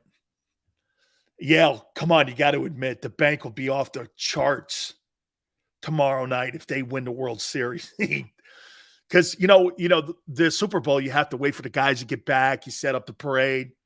You win the World Series. Like, the times I've seen the craziest things is when I was a tiny kid. My first thing I remembered the most was the Mets winning the series in '69. I was like 8 or 7, something like that. And I was born in 63. So I was like 6 or 7. And I remember the Mets winning it, and they tore Shea up. They just tore that thing up, man. Popcorn and Corona. Let's do it. Let's do it. Game 4 tonight here. Okay, hey, Tone, as usual, man, you are the Mariano Rivera for JAKIB Sports. I appreciate that very much. Guys, please hit the like button. The Curt Schilling interview, I really enjoyed it. I hope you did. If you missed it, it's going to be posted at JAKIB Sports till tomorrow, 3 to 6. Go Phillies tonight. We got game day tomorrow. Till tomorrow, 3 Eastern. We'll see you on the flip side. Many times when people are injured at a place of business, they don't realize they may have a case. The fact is, injuries should not happen. And most of the time when someone is injured, someone is at fault. Maybe the store manager installed a cheap, slippery floor, or there wasn't proper security. After an injury at a hotel, restaurant, store, or any place of business, it's so important to call us. Time matters, size matters. Morgan & Morgan, for the people.com.